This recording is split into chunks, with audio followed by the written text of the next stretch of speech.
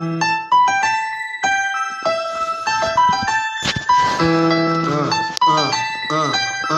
Democrats don't speak for me. Speak for me. Speak for me. Republicans can't speak for me. Speak for me. Speak for me. A bitch ass nigga can't speak for me. Speak for me. Speak for me. You coon ass niggas can't speak for me. Speak for me. Speak for me.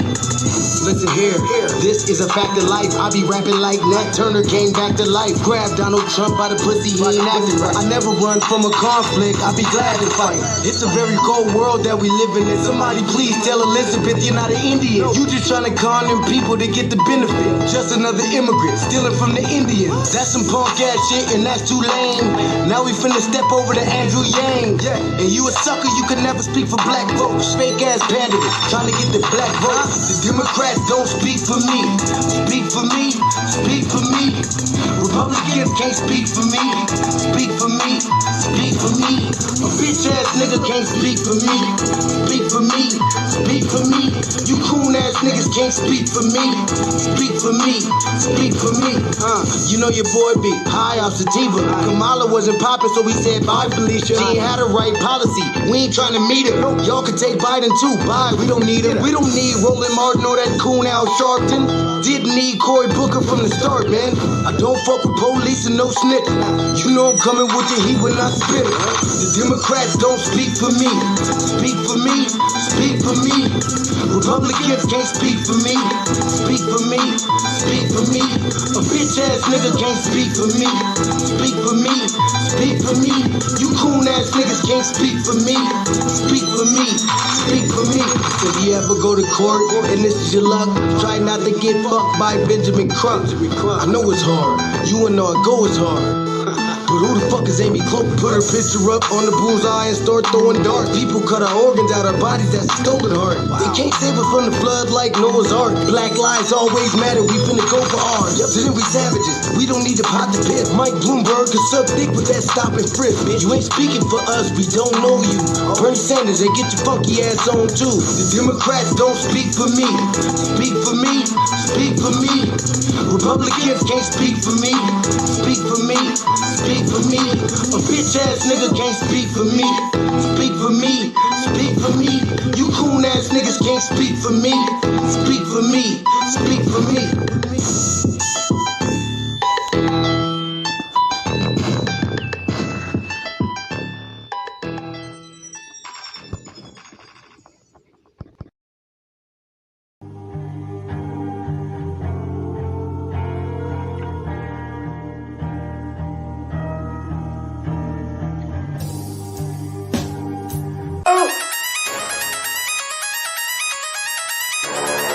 I'm talking about Shabaka going crazy. People going crazy in these motherfuckers.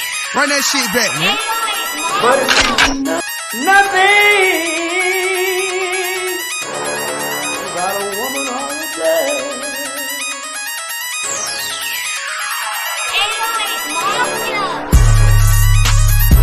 Man made the car.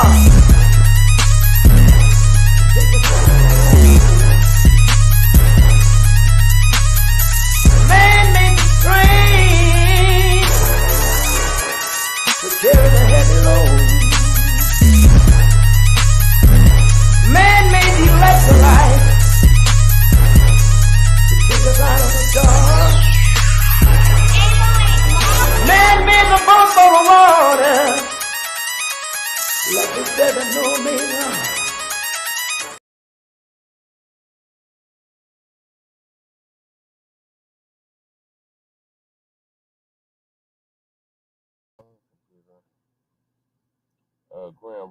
Grand Risings. We are simulcasting this evening for Grand Rising with Shabaka and the Chase. I am your host, Chain Krumah. StreamYard. Grand Risings. Thank y'all for tuning in to our first or second episode. It'll be our second episode. Second episode of 2024. Happy New Year.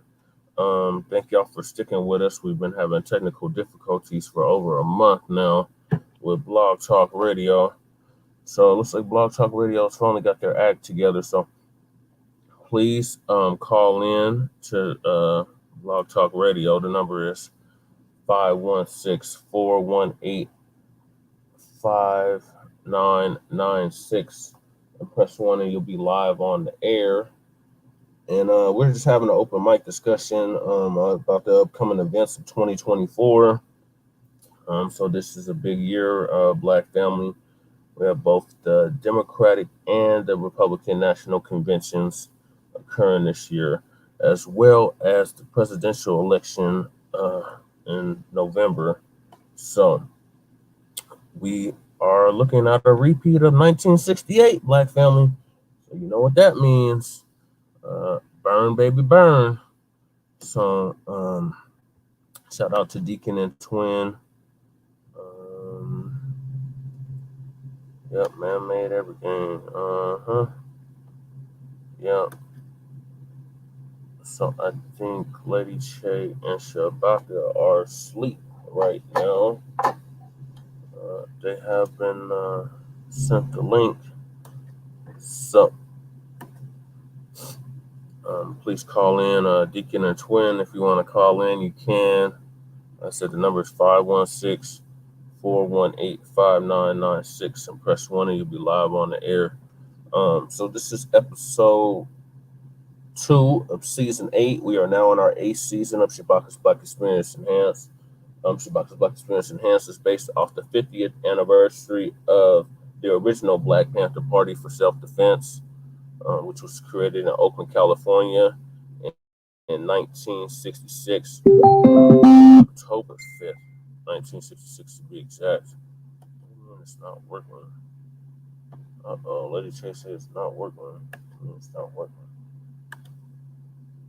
It's not working. What's not working?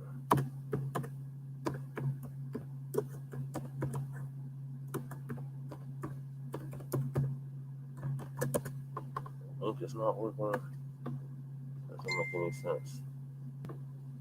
Let me try to send this link out again, y'all.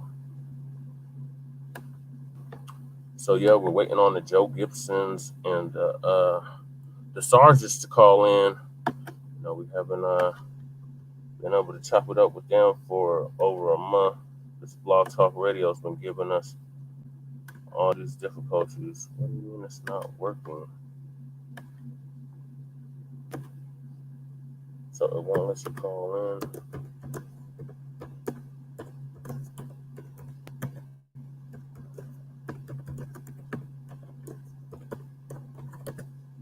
It's working on my end. I don't know why it's not working on your end.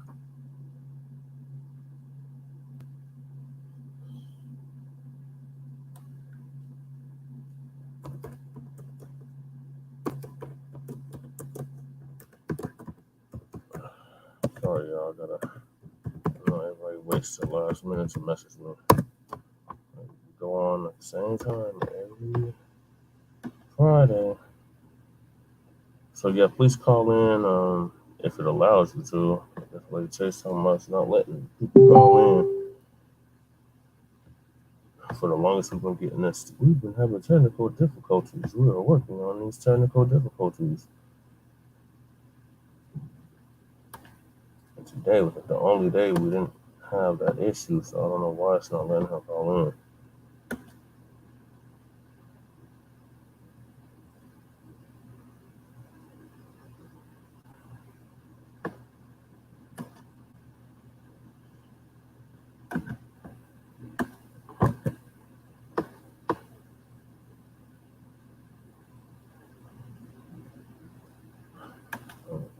Shabaka. This is Grand Risings with Shabaka in the Chase. He's not here, so while I'm waiting, I'm going to put on Malcolm X, The Ballad or the Bullet, because, you know, this is definitely a very important year, and we got to continue to stress that, Black family.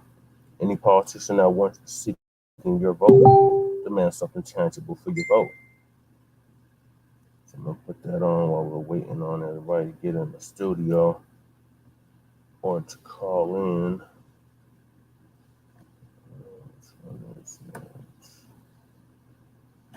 It's this one.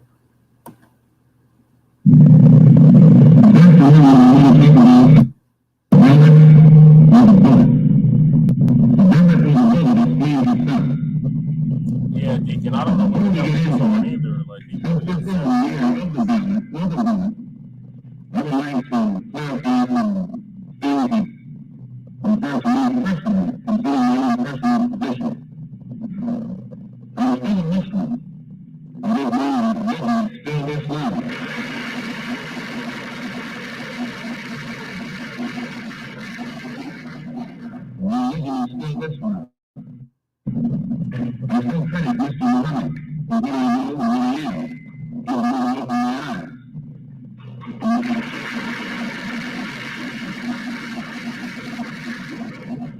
So today, those with Islam, the right religious philosophy, or political, economic, or social philosophy of black nationalism.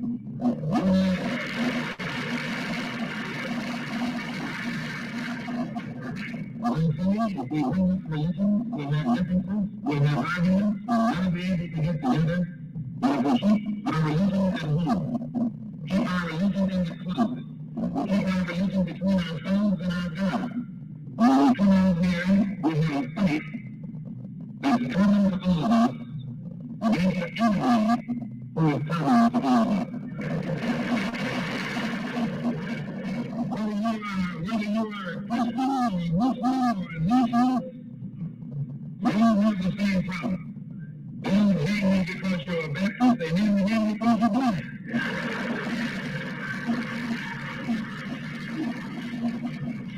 They don't hate me because I'm a Muslim, they think I'm a black. It's not all of you for the same reason. All of us can't live from the same area.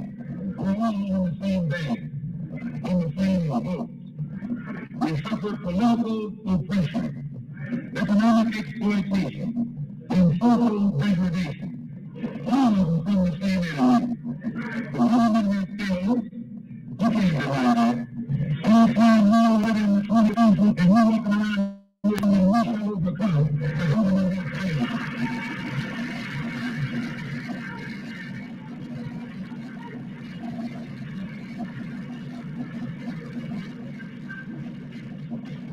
What's wrong with it? And that's all I'm saying.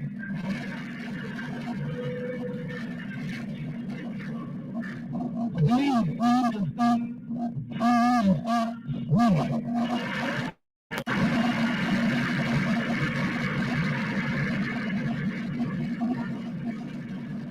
Well, I'm not a problem. That's what I'm doing. Because we got a new generation of black people in our country. We're going to try anything but whatever about us. Everybody right here up in town, taking some head, talking about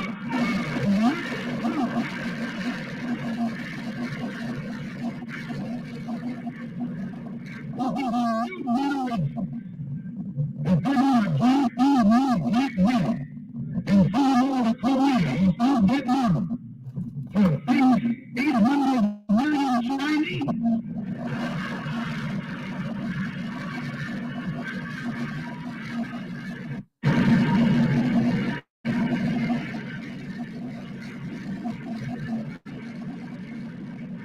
If you're not afraid of all that, you're not afraid of all that.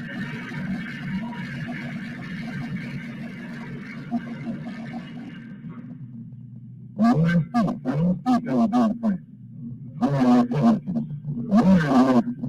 I speak as a victim of America's so-called democracy. I have never seen democracy, only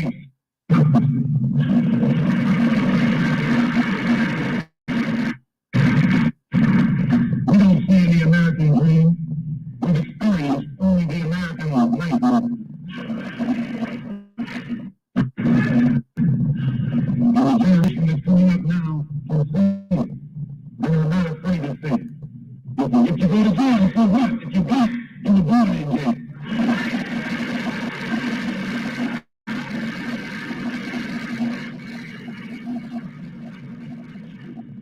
If you're black, they will run around you. And the man says, run for something. Stop talking about for something. As long as you stop at the Canadian border, you'll stop.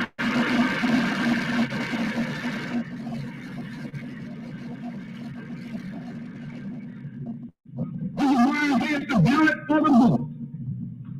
It's liberty or death. It's freedom for everybody or freedom for nobody.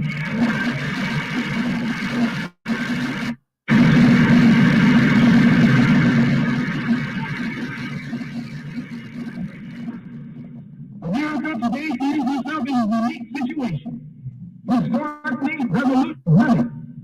Yes, they are. They have never had a black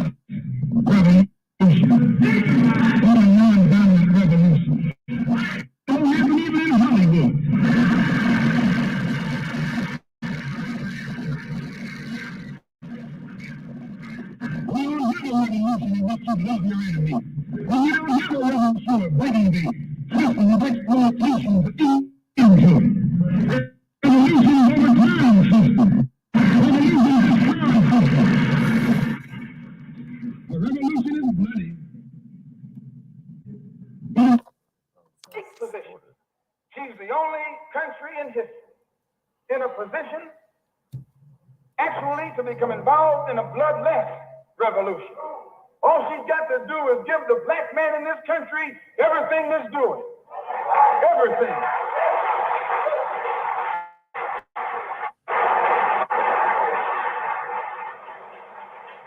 I hope that the white man can see this, because if you don't see it, you're finished. If you don't see it, you're going to become involved in some action in which you don't have a chance. We don't care anything about your atomic bomb. It's useless, because other countries have atomic bombs. When 2 or 3 different countries have atomic bombs, nobody can use it. So it means that the white man today is without a weapon. If you want some action, you got to come on down to earth. And there's more black people on earth than there are white people.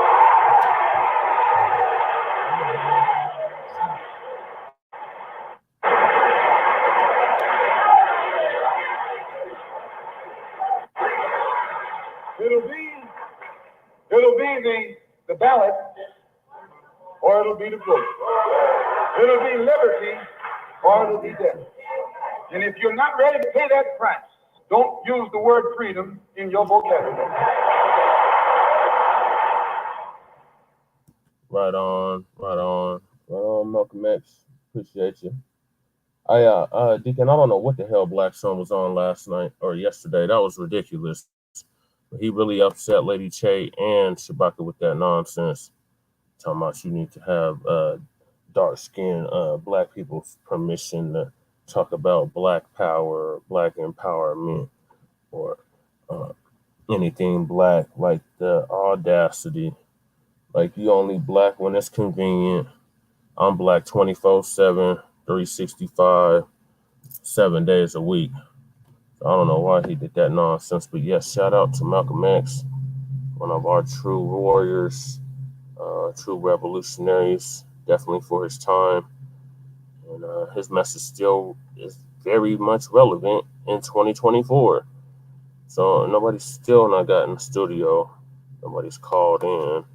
I don't know what everybody's up to, if they're sleeping or what.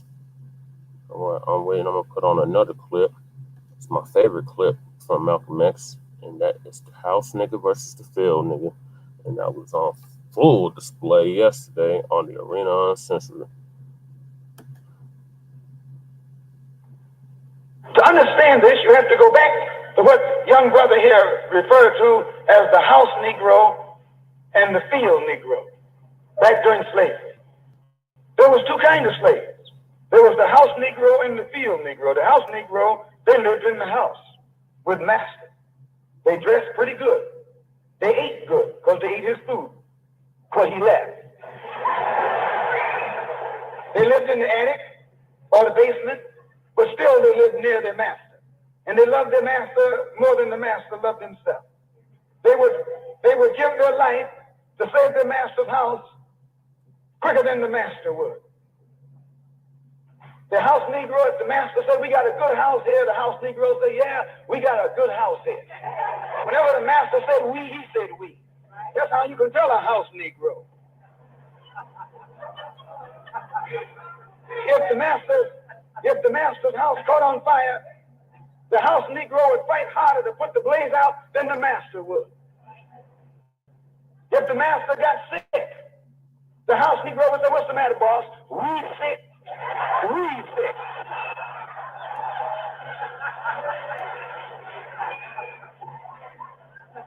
He identified himself with his master more than his master identified with himself.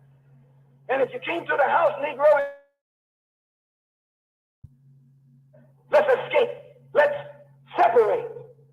That house Negro would look at you and say, man, you crazy. What you mean separate? Where is there a better house than this? Where can I wear better clothes than this? Where can I eat better food than this? That was that house Negro. In those days, he was called a house nigger.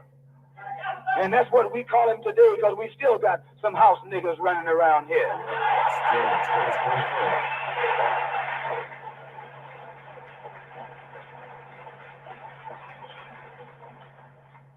This modern house Negro loves his master. He wants to live near him. He'll pay 3 times as much as the house is worth just to live near his master. And then brag about, I'm the only Negro out here.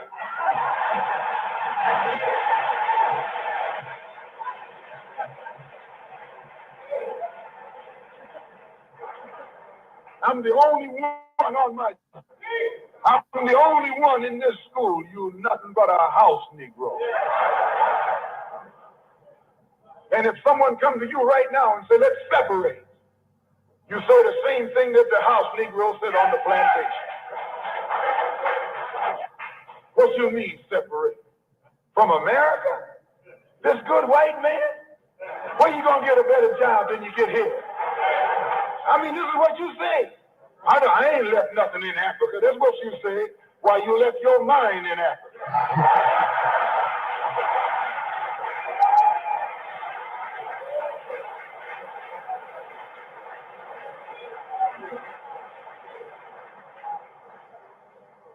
On that same plantation, there was the field Negro. The field Negro, those were the masters. There was always more Negroes in the field than there was Negroes in the house. The Negro in the field caught hell. He ate leftovers. In the house, they ate high up on the hog. The Negro in the field didn't get nothing but what was left of the insides of the hog. They call them chitlins nowadays. In those days, they call them what they were, guts. That's what you were, a gut eater. And some of you all still gut eaters.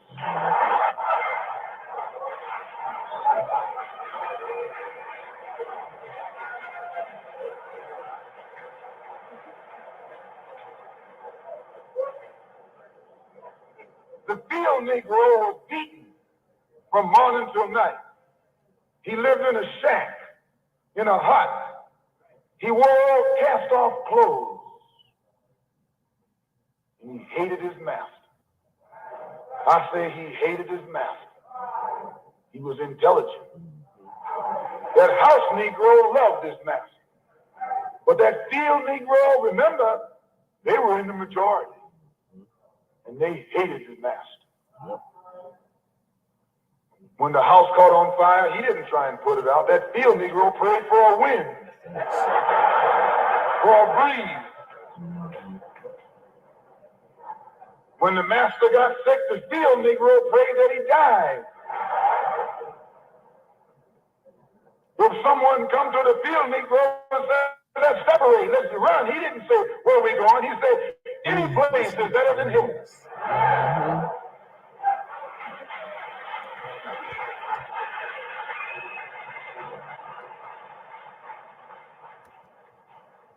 You got field Negroes in America today. I'm a field Negro. The masters are the field Negroes. When they see this man's house on fire, you don't hear these little Negroes talking about our government is in trouble. They say they government. They say the government is in trouble. That's right.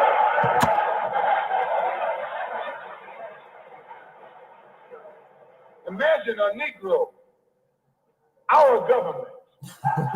I even heard one say, our astronauts. They won't even let him near the plant. And our astronauts, our Navy, that's a Negro that's out of his mind. That's a Negro that's out of his mind. Just as the slave master in that day used Tom, the house Negro, to keep the field Negroes in check. The same old slave master today has Negroes who are nothing but modern Uncle Toms, 20th century Uncle Toms, to keep you and me in check, keep us under control, keep us passive and peaceful and nonviolent. That's Tom, making you nonviolent. It's like when you go to the dentist and the man is going to take your tooth. You're going to fight him when he starts pulling. So they squirt some stuff in your jaw called Novocaine to make you think they're not doing anything to you. So you sit there and because you got all that Novocaine in your jaw, you suffer peacefully.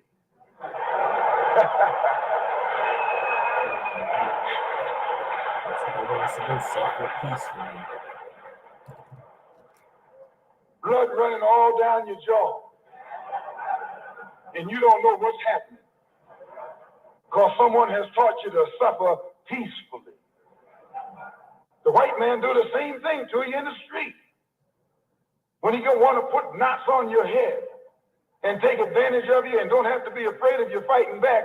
To keep you from fighting back, he get these old religious Uncle Toms to teach you and me. They're just like Novocaine, suffer peacefully. Don't stop suffering, just suffer peacefully. As Reverend Cleave pointed out, let your blood flow in the streets. This is a shame. And you know, he's a Christian preacher. If it's a shame to him, you know what it is to me.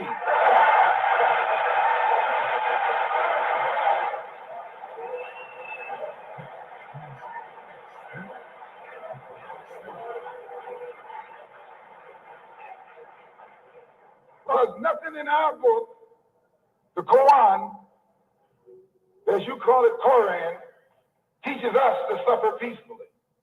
Our religion teaches us to be intelligent, be peaceful, be courteous, obey the law, respect everyone. But if someone puts his hand on you, send him to the cemetery.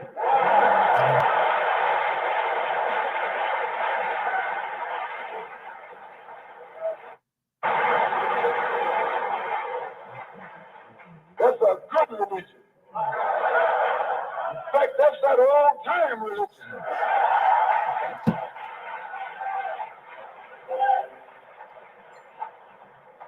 That's the one that Ma and Pa used to talk about.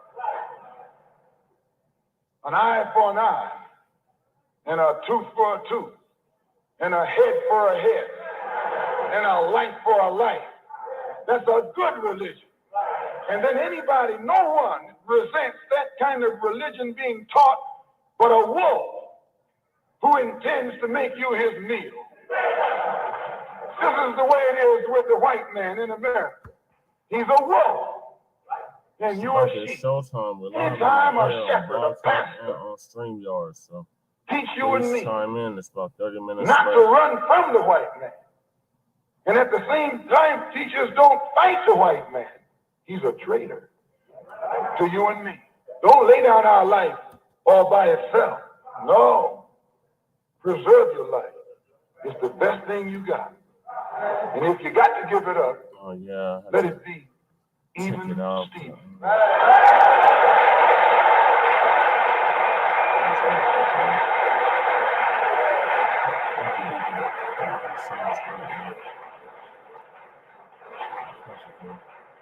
The slave master took Tom and dressed him well and fed him well and even gave him a little education.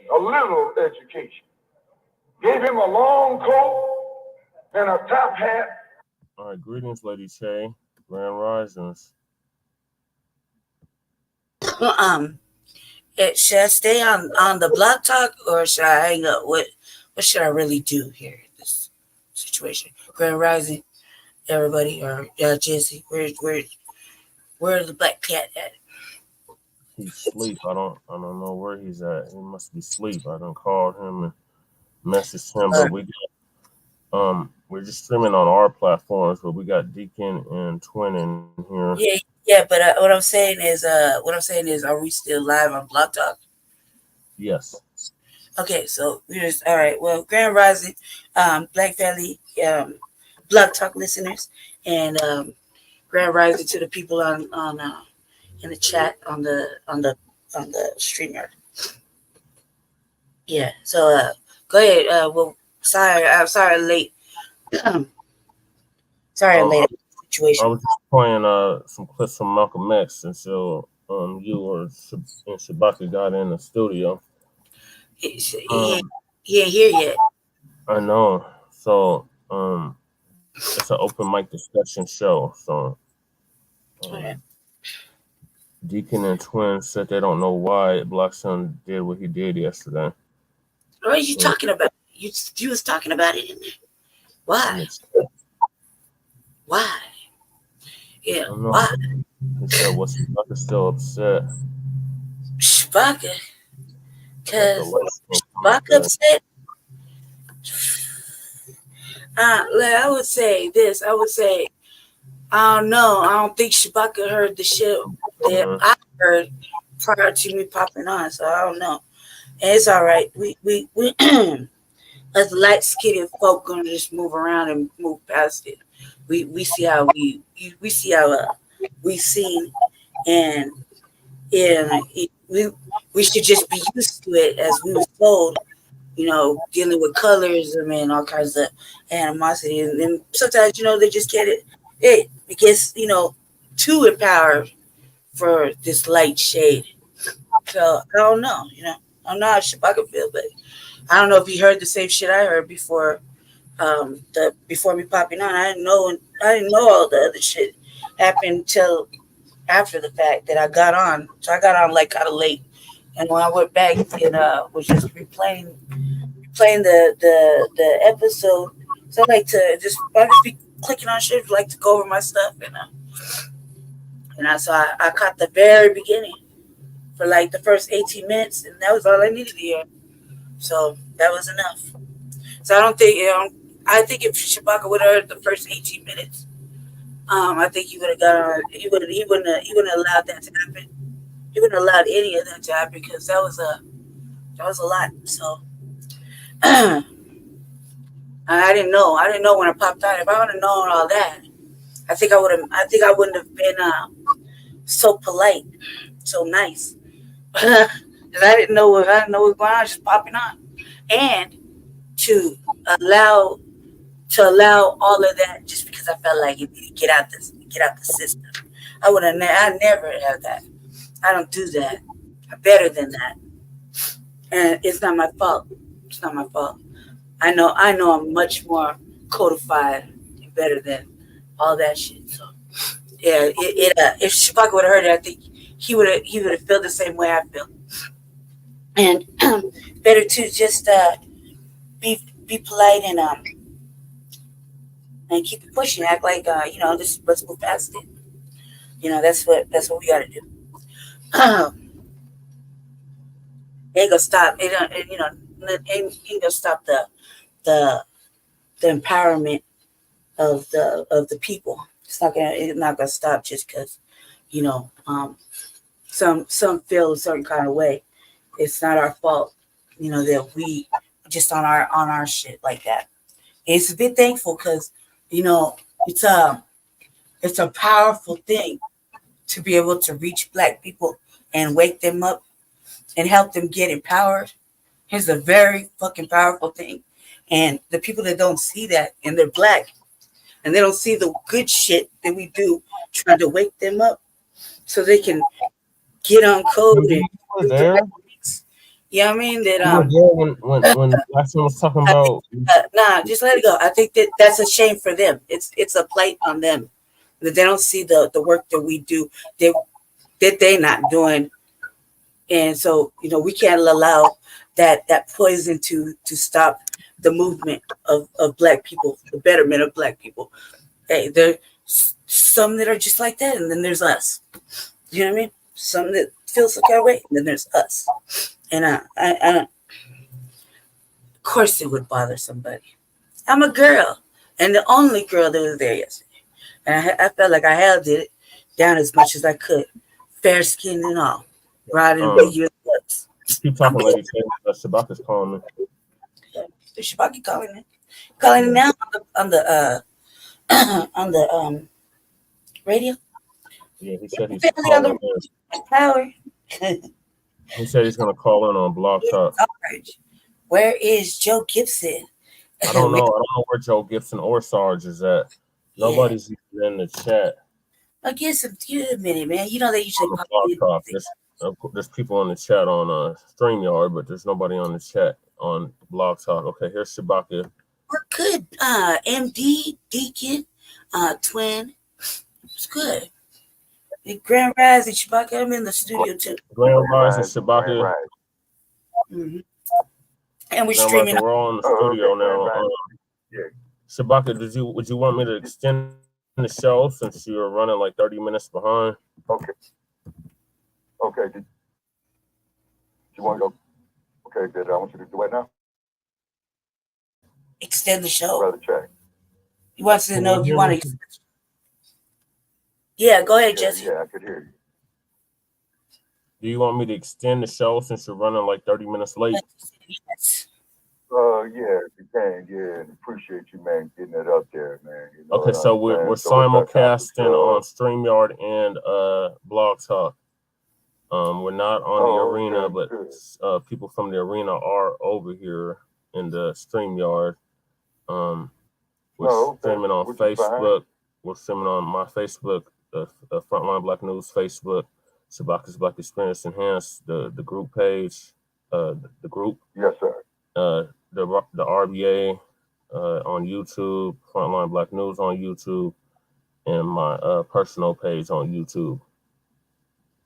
Okay, yes, sir. Okay, yeah, good, real good. Because where I'm at, man, you know what I'm saying? I got limited access, man, you know, to the internet, you know, and I just so happen to be going through it up there. I know. So what's our topic for?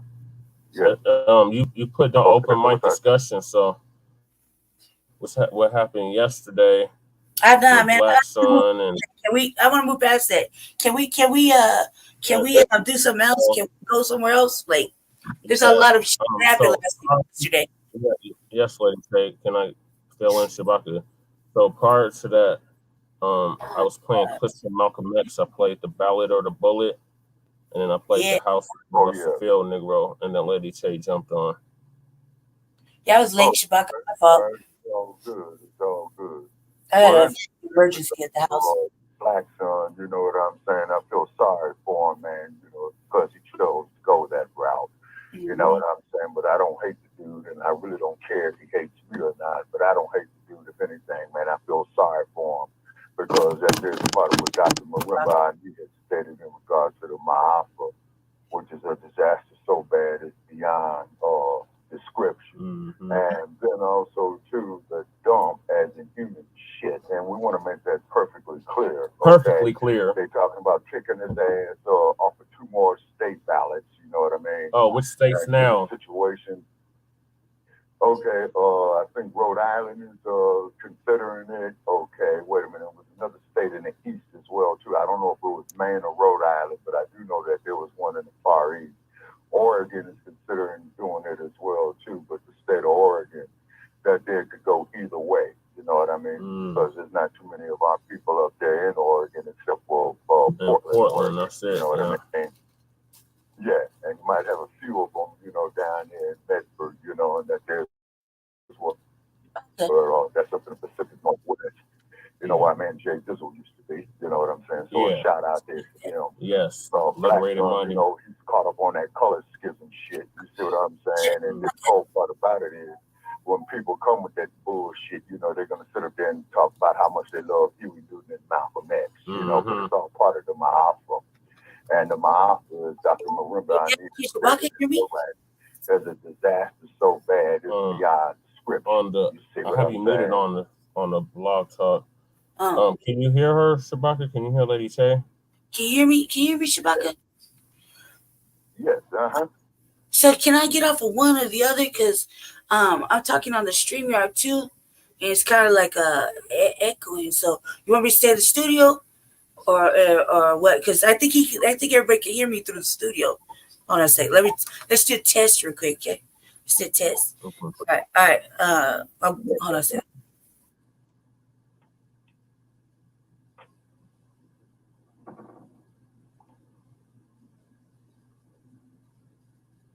Okay. Yeah. Okay. And then we see MD 210 up there saying what happened. You know what I'm saying? He knows what happened though, because he was there. Hey man, it's cool. It's great. We know, and I feel like we just go carry our little light skinned heads high because we fucked up. We good with it. That ain't on. It's not on us. We shouldn't feel bad. We don't need to feel bad. We don't need to feel any kind of way. It's not a us problem. It's another mindset, and it's okay. You shit.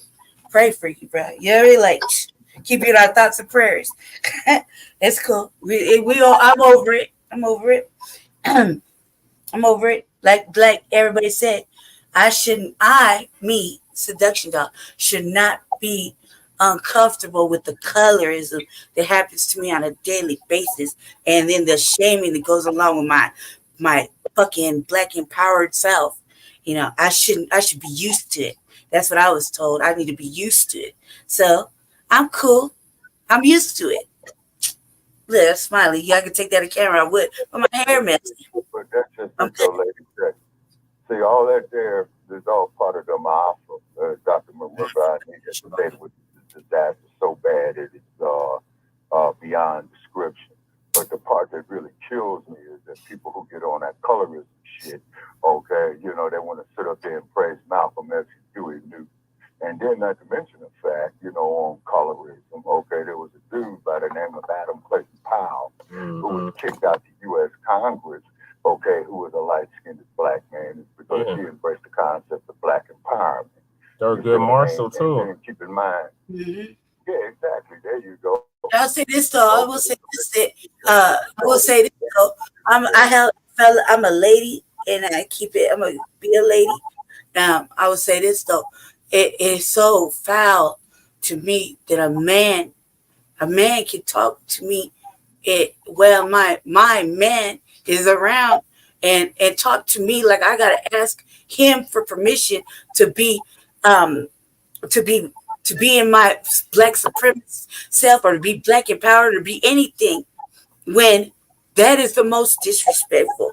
Because at that time I may not be as dark, but I am greater than. And that was the shame. That was the upsetting part, because I was there and I held it down by myself, and that's all that mattered. I held it down by myself with nobody to defend me, and I could defend myself. That's fine, but it's really a bad look for another brother to tell me I need to raise my hand and show him respect, and the shit he talking about, when it's not. And I came with respect, and to disrespect me is another level of behavior that I could never fathom, especially when I'm a guest and I didn't come up there to disrespect. I just came to say hi. You feel me? I didn't never come nowhere to disrespect. So for that to happen, and then for me to, back that track up a little bit, because I didn't even know. I just popped on. I was on doing my shit with my sister. I had my own shit going on. I popped on later. I didn't even know what was going on. So the fact that I walked into it in a good way, that was even worse, because little does anybody know, if I want to do anything for our people politically with the new black media, that right there will destroy it. That right there hurts me later on. So in case nobody care, and it's fun and games, kiki, it's not fun and games when I want to do something good for black people. Sorry, I'm not black enough, but I am black enough. You hear me? I'm sorry that it bothered everybody, but I'm not going to apologize for how pretty I am and my skin tone. I love me. Sorry that nobody can appreciate it, but I'm a motherfucking athlete. So when it's me devalued and to be shamed and belittled and disrespected in such a way, of course it's going to bother me, because it's going on with y'all. It's brothers. It's brothers. Regardless of my shame, I'm still a fucking black woman. That's what's disrespectful. That's what bothered me. I'm sorry, Shabaka. I'm sorry. I apologize. It's your show. Good morning. Grand Rising. I'm MD. Why? So you can do it too? You go on. All of that is it's part of the mafia, you see. And then the whole thing, with Black Son talking that bullshit, you know That's what I'm saying? that's And the he's gonna tell me that emotional I shit need you to get out of listen. me like that. And then I look at this trick, and he was up here born in 1973. I don't need no permission from no damn youngster. I was damn near grown in 1973 when this motherfucker was born. You know what I'm saying? So, Yeah. what the fuck was he talking about? And the shit he said is really ignorant, and it is part of a divide and conquer technique. You know what I mean? And Divisive. We should fight amongst each other, my brothers. We should fight amongst each other when the real enemy is racism, white supremacy.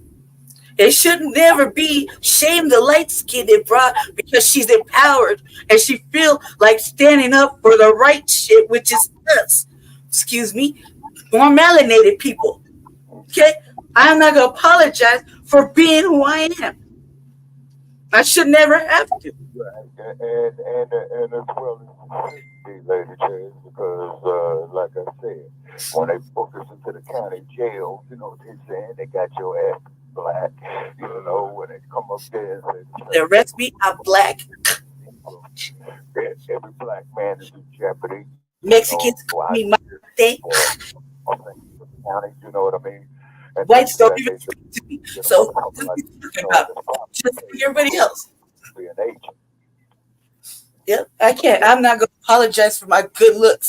I'm not gonna apologize for my pretty skin. I'm not gonna apologize for any of that shit. I came with the way the universe brought me. I never want to be nothing that I wasn't or more of. I love me. Then I'm not gonna apologize that no one can see me. That's on everybody else. I'm a starseed. I'm gonna be all right. I'm sorry, I got emotional. To apologize before. You see what I'm saying? And like I said, it's just very amazing how individuals who would be on that shit, which is part of the Mahafa, but would sit up here and praise Huey Newton and Malcolm X. You see what I mean? So look at the hypocrisy of that. Mm-hmm. Okay, you rolled the track back, MD. If you really rolled the track back, then the day how many times you say you blacker than all of us, right? And in reality, Yeah, he said he was culturally more black. He said he was culturally more black, and I'm like, what are you talking about? we have differences of views, my brother. But He at the end of the day, said he was from the still my South, and I'm like, my family's from the South too. Like, what are you talking about? I know I can change my lineage directly back there. And then No, black sit up here talking about I need his permission. I don't need that motherfucker's permission. He ain't my dude. I don't need his permission. I don't need Black's permission. And because that, another brother, a real brother, that would vouch for me before that, before even Jesse did, on who I am. And that was who brought us over and introduced us to all of that. That was Brother Yanga. He tried to bring Yanga into the mix too. Right. And he called him whatever, but that's okay. That's okay. It's just fun and games right now, right? So I'm just gonna let it go and treat it like that. It's ha kiki. You got your way. It's cool. With no hard feelings. I'm used to it. Like I was told, I should be used to it. I'm used to it. So, but just let this know this. I don't see any other sister as dark as my dude is doing all the hard work I do for us. Show me that goes as hard as I do. Show me that it's not some old wishy-washy back shit. Show me. Because at the end of the day, I have yet to see one that has kept it consistent other than the women on the new black media side. And there's only a few. Little, like -3, like -5. Okay? Yeah, the sisters that are Black Panthers, they're a different type of breed. They're a different type of breed. Those are real sisters. Okay? They wouldn't do that kind of shit because they see the work I put in. It's about what I'm standing on. I never change. I stayed consistent. I don't bounce off into the European side of my mama. You feel me? I'm over here with us. Until y'all can show me another sister that isn't a Black Panther, another sister that does the work I do consistently, that isn't on the new black media, then I'll shut up. But I ain't seen one yet. that's on that old mammy shit or some motherfucking coonstra shit. I ain't seen one yet. And you they should be thanking me. I'm trying to empower them to get that way for y'all. For you brothers. You're welcome. Lady J, just keep on doing what you're doing. You know what I'm saying? It's because, the ignorance in the black community and of this self-hatred and what have you. See what I'm saying? That's all part of the model. A disaster so bad it's beyond description.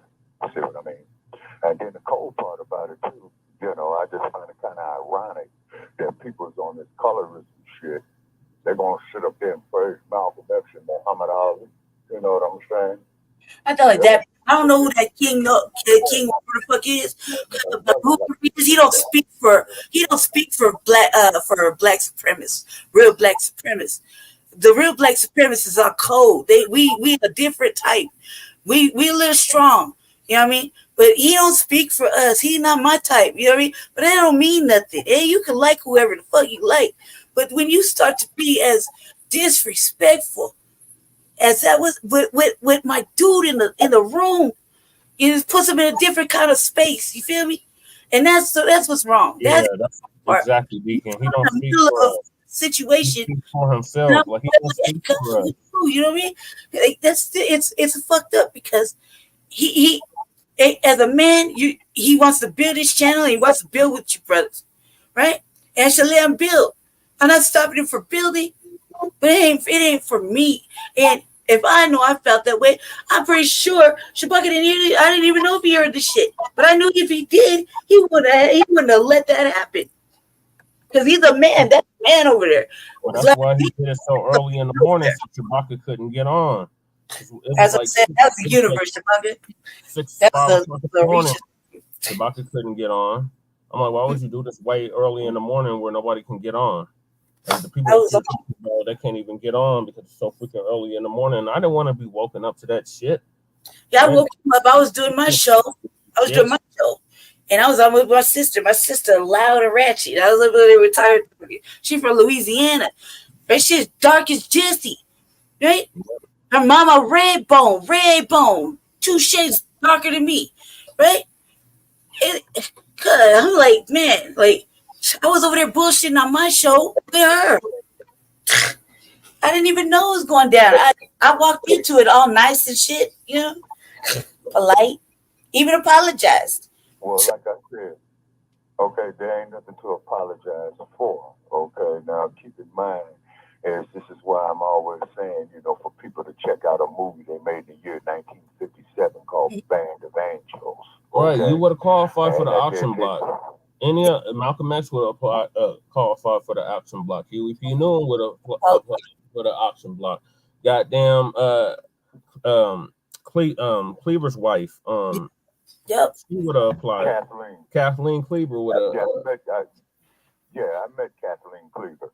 Mm-hmm. Shahar Ali would have qualified for the auction block. So that's bullshit what he was talking about. But this is the shit that Dr. Cobb too. He and a lot of light skinned motherfuckers. And when we talk about light skinned dudes that are like this, we fuck with 3 light skinned dudes that are smart like us. Like this for life side. TV and SETI. Yep. Would have qualified for the auction block. Yeah, and I know ain't nobody, everybody got their feelings about SETI, but SETI speak black to me. And that's the way I learned a lot from him over the years. You know what I mean? I learned a lot from him over the years. A lot. I don't subscribe to fucking off-brand fucking black mindset. That's my opinion. But I don't come over there and push my opinions on another chat room. They got a diverse crowd. You don't see the whites over here. No, not at all. Different shit on this side. We go to a diverse platform. And I know I gotta behave. I'm a guest. And me saying me speaking the way I speak, that's just how I talk. But I never would have thought that he would be so. Because he could have said I offended him when I said Vivek wasn't black when I was around. Right. I didn't know he was gonna stuff it and hold it down, and then something else trigger him, and then all of a sudden you did it. So she's like, all right, I sure did. Okay, I'm sorry. I'm sorry.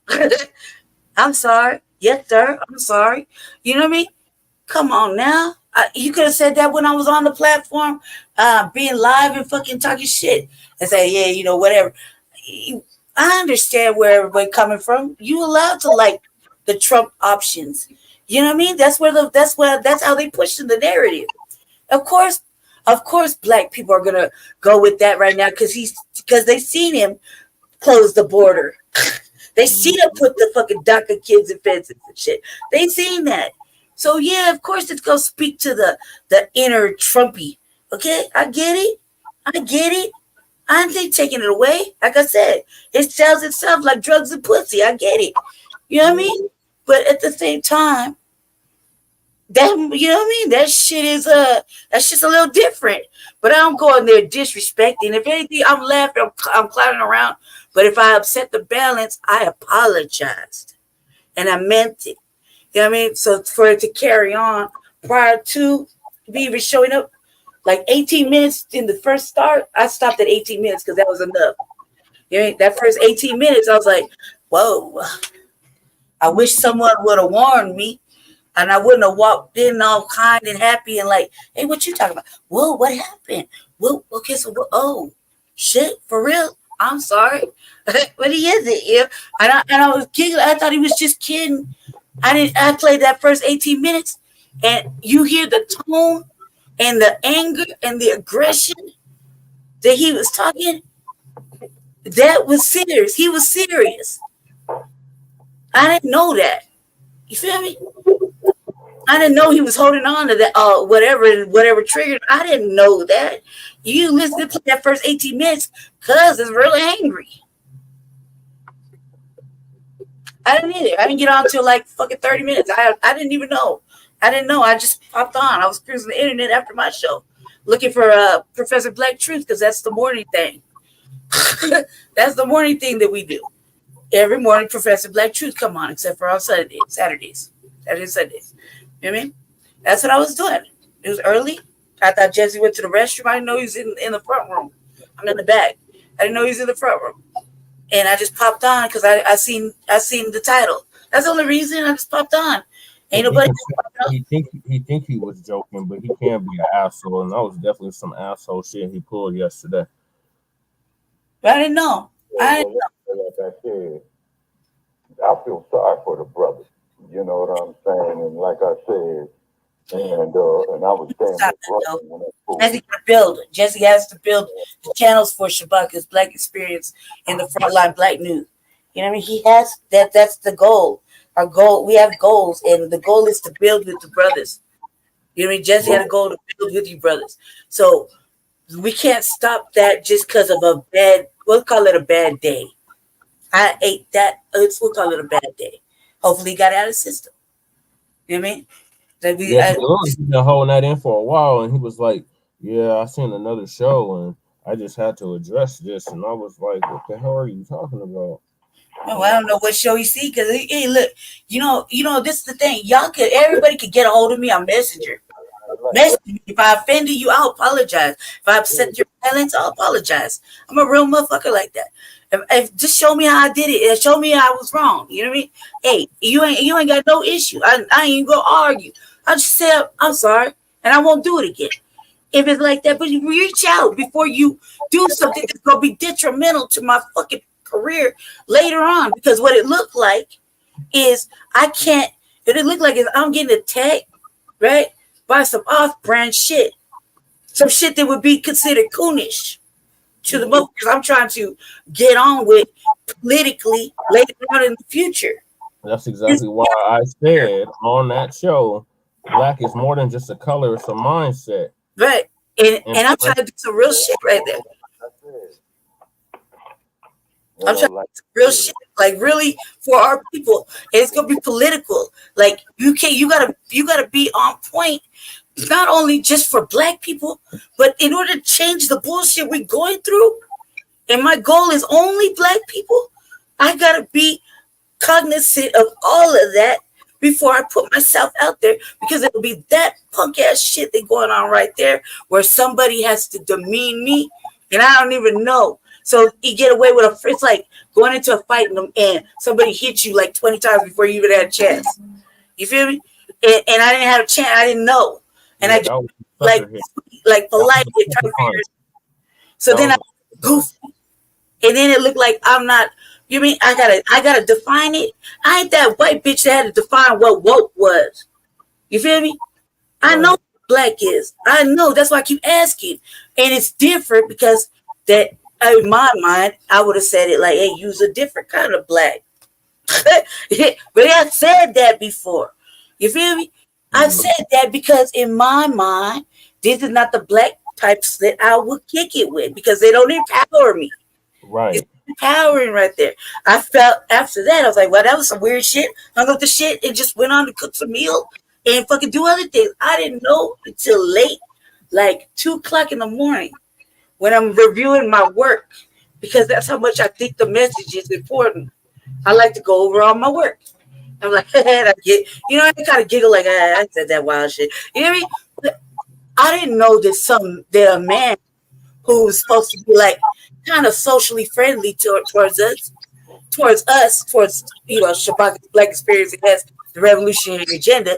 We was kind of friendly because we was building, and on that note, that side of the arena uncensored, y'all need us. Y'all need us. Like, we're a different kind of black perspective to build with. You know what I mean? Y'all need us. You have your thoughts. That's giving people an option to go one way or the other. You need it. But we can't allow that shit to burn the build down because somebody got some kind of way. I'm a girl. I'm allowed to fucking cry and have feelings. Right? I'm allowed. I'm a girl. Real life girl. So I'm a woman. It would be a different kind of thing if any Shabaka or Jesse got in this emotional state of mind. You see how they are? That's man shit right there. Real man shit. How they holding it down right now. Not even a fucking emotion. I'm allowed my fucking emotion because I work hard. I'm like the spine of fucking the whole shit right here on this side. You feel me? Y'all don't got a woman like that on your side of things. You feel me? Y'all need me to balance it all out. So to be disrespected like that, but in front of my dude, right? So so he got to feel some kind of way, and I got to look at him some kind of way. So you're like causing a rift in the 75% black love thing we got going on. You feel me? That's fucked up. So I gotta feel that kind of way. Then I gotta have it's gone everywhere. Everybody's seen it. Meaning every channel that's linked up on the simulcast, at least 10, 20 people from everywhere have seen that. From everybody's page. And they shared it. You feel me? So it's gone out there. And when it goes out there, it's not just going out there to off brands. It's going out there to new black media that actually follow us and listen to us, and we know they're listening because they copy our words. They follow. Going out to the true enemy, the open enemy, the whites. Open enemy. Whites is watching this shit like, oh, these niggas are still on that dumb shit. Right. Oh, we got them. No, like how he did that. I feel like this. Indeed. We talked about it now. I'm over it. There's nothing to be said. It's cool. We good. I'm good on my. There's nothing he can say to me. You feel me? He would really ultimately. There's nothing he can say to me, and that I can really speak to because, like I said yesterday, I'm not a man, and I'm not a black man in America. That's a conversation for the brothers. You think? That's a conversation for the brothers. I'm just a woman, a fucking half breed. Well, but I'm a woman. But the shit was directed like, look, motherfuckers. I'm gonna check your bitch in front of you. I'm gonna tell your bitch you gotta raise her hand. I'm gonna tell your best friend he gotta raise his hand too, right, in front of you and make you feel some kind of way. And I'm like, whoa, because I know how to read and speak. And I'm looking at the chat like, wow, he was doing the most. Right, but it's okay. I let it go. That is Jesse just opened the dialogue so we could catch up on the yesterday's affairs. I preferred not to because I was emotional. So I was like, I'm good now. There's a lot of other shit we could be talking about that happened in the news, especially with the Republicans. Mm-hmm. And he's just he was upset because we don't support the dump as in human shit, and we don't support fucking bad salami. And that was his way of trying to get at y'all specifically, because he threw me in the mix too. But he was like, well, you're dark as me, so you get a pass. But everybody that's lighter than us don't get a pass. They need our permission. And I'm like, what the fuck are you talking about? I don't need a pass from that trick shit. I know designated is greater than that. They would just go ahead and say, she do the work. She do the work. No questions asked. She put in the work for black people. Mm-hmm. What you talking about, brother? You feel me? Real dark skinned, dark obsidian black motherfuckers I know would say that to him. Simmer down, young pup. She do the work. They would say that because it's a fucking fact. It's not a flex. It's a fact. Then not to mention the fact, the work that Frederick Douglass did. I brought Frederick Douglass up. I gotta watch the whole video because it's like I probably get past the 18 minutes. I would have to even do it justice because the majority of us didn't even hop on the panel until like 30 minutes to an hour in. And that show was like 3-4 hours long. So I mean, we were going back and forth tit for tat with him about this shit. Yeah, I understand. Like, there's a couple things why I watched the bag is because I didn't understand the Constitution, or not the Constitution, the 10 Commandment part. Because I think I summed it up in my mind that it was a problem with white people. White people created that. Then they bickered about it with white people, and then it was really about white people or white races. Yeah, that's how I summed it up, I think. But I had to go back because I was like, maybe, I should educate myself. But I couldn't remember what was said exactly. So that's why I went back to it so I could hear exactly what was said, so I could look it up and actually educate myself. And I wish I didn't. That was toward the end where we were talking about the 10 Commandments. I was in the motion, Jesse, when it was going on. I didn't know when it was because when I got off, I was like, I'm feeling well. You pull that shit on me. I turned the camera on, like, nigga, we the same complexion. Like, what the fuck are you talking about? Yeah. Well, see, he's hooked up on what they call colorism, Brother Chet. You see what I'm saying? It was a divide and conquer technique. You see what I mean? Mm-hmm. And then, and just like when we need to do that, MD, because that was ridiculous. I don't understand why he did that shit. He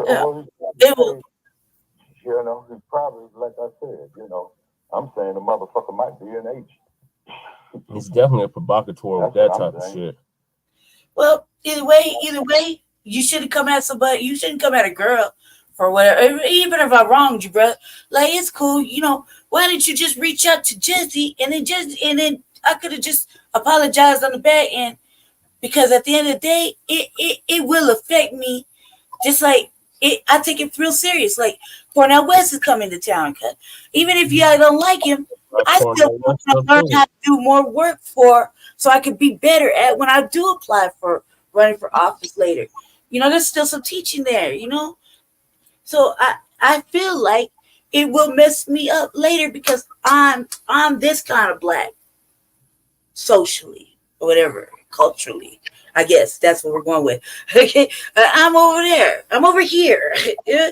But that don't mean that I'm gonna take away and not learn something from over there. That's the whole thing. Yeah, man. Well, I don't even know what man. You should just know that on the Black First thought process, it's all bad. We don't want either side to go. We want the collapse of both parties. Secretly, because we see fuck shit with both sides. He gave you $100 when you met.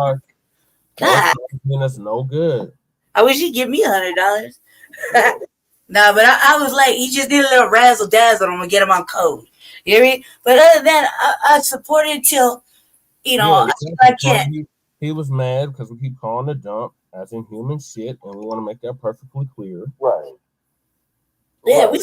we know what he's capable of. We know he's gonna shut down the border. But my question was, is you gonna come round up all these thousands and thousands over here that's just fucking off? And like I was asking the real questions that black people want to know. I don't know if everybody's comfortable in these states with all these Hispanics doing the most. I don't know. I mean, I know we're not.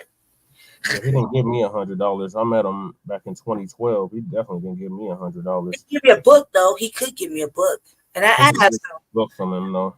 Yeah, I asked him. He got like a lot of books. He got one book I've been looking at. I was like, But I just feel like he was just the Cornel West is like the like uh like the like the grenade in the middle of two already explosive situations. He's just like the ticking little time bomb, just waiting to go off. But he don't know, he just needs a little bit more of a push. But other than that, I just wanted to see the collapse because neither of the two-party systems really have been that great with black people. I mean, if Trump was really that good, wouldn't we have had reparations? I mean, stimulus check is cool, I guess. But it's stimulus check is not reparations. It's not reparations, right? That's not tangible. It was something to get us through, right? That was something for everybody. That wasn't Right. It was for everybody. Exactly, Jess. Exactly. So it's supposed to be a healthy debate. Talk about politics, right? He got mad because he was like, I think Vivek is going to make, I think Trump the dump is going to make him his vice president. And I'm like, the dump is not going to select him as vice president. Yeah, but this is like on a previous show or some shit when I said some he said racist shit. I said some racist shit. Goddamn right, that's what I do, y'all. I be saying a lot of hot boy shit, but I'm not wrong. I'm usually not wrong, but I'm on the black first tangible FBA thinking process over here. I'm on the side that I'm on the Tariq Nasheed, the motherfucking Jason Black, the Uncle Phil fucking mindset. Okay, I'm over there. Billy Fuller. I'm on that side of thinking. I'm not gonna apologize. Yeah, to them, they think that we're just all individuals and racism is individual, and I'm keep telling them like, no, racism is a group sport. Yeah, and but I come over there and fuck with, like, come on, man. Why would I do that if Jesse's building? I'd come over there and be offensive just because he Blackson didn't do nothing to me. He never did nothing to me. He set the balance of another broad. He didn't did me no dirty. That's why I was like, but Jesse fucking with him. I guess, I'm going, but we knew it was going to cost, I knew it was going to cause problems somewhere else. You know what I mean? But I didn't come over there just to be on some old hater shit or ugly shit. Man, that's what am I to hate no brother for? You know what I mean? That's not my dude. It's just it's just friendly. I'm just being friendly, like sociable. Because my dude is building. I can't stop my dude from wanting to build his platform for whatever politics he's doing. I like to talk about politics too here and there once in a while. Y'all don't see me all the time over there. Because I lurk and I leave. Yeah. You know what I mean? It's not my shit. Hey man, y'all got a diverse crowd of women that like to pop up there. And those women I don't vibe with too much. GTO, that's a sister, man. We can laugh. But everybody else, nah, man, I don't divest emotionally on a social level either. I ain't got no white friends. I ain't got no white peoples in my life like that. Right. For popular belief, my fucking villain, my mama is a racist, so I kick her out of my house. Yeah. I have no white friends because I'm the enemy still. Also, too, I want to comment on what that raggedy ass broad who was the governor of South Carolina. Stupid ass Nikki Haley. Oh, yeah. First place, Nikki Haley, was lower than shit in the toilet. Okay, but South Carolina is what it's. Oh man! Speaking of, dude, they said yesterday. Clarence Thomas. Can I share something about Clarence Thomas? It was insightful. Oh yeah, he was upset about Clarence Thomas too. Go ahead. Can I? Okay, cool. Let's do a little learn. Let's change the subject, but let's talk about fucking Clarence Thomas. This shit was so hard that Hold I on, learned Shabaka, yesterday. hold on, Lady J. I'm sorry. Yeah, I got it. That I learned yesterday. Hold on a second.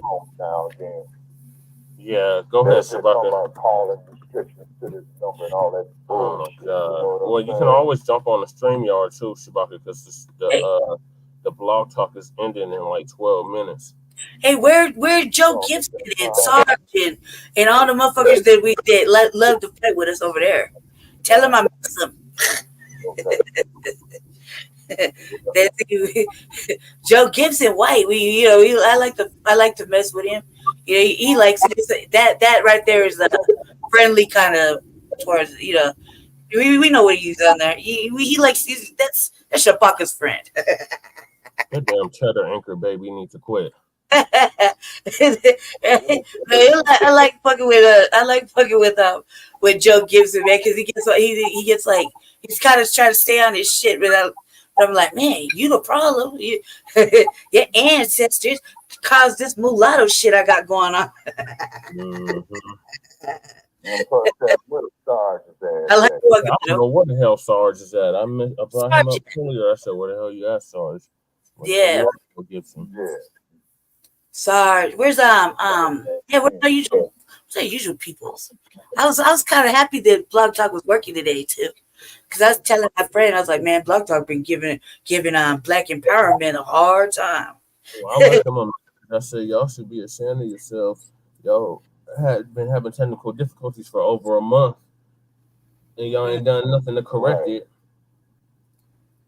Right. And then on top of it as well, so too, there's we pay our money for this shit right here, and so there's gonna be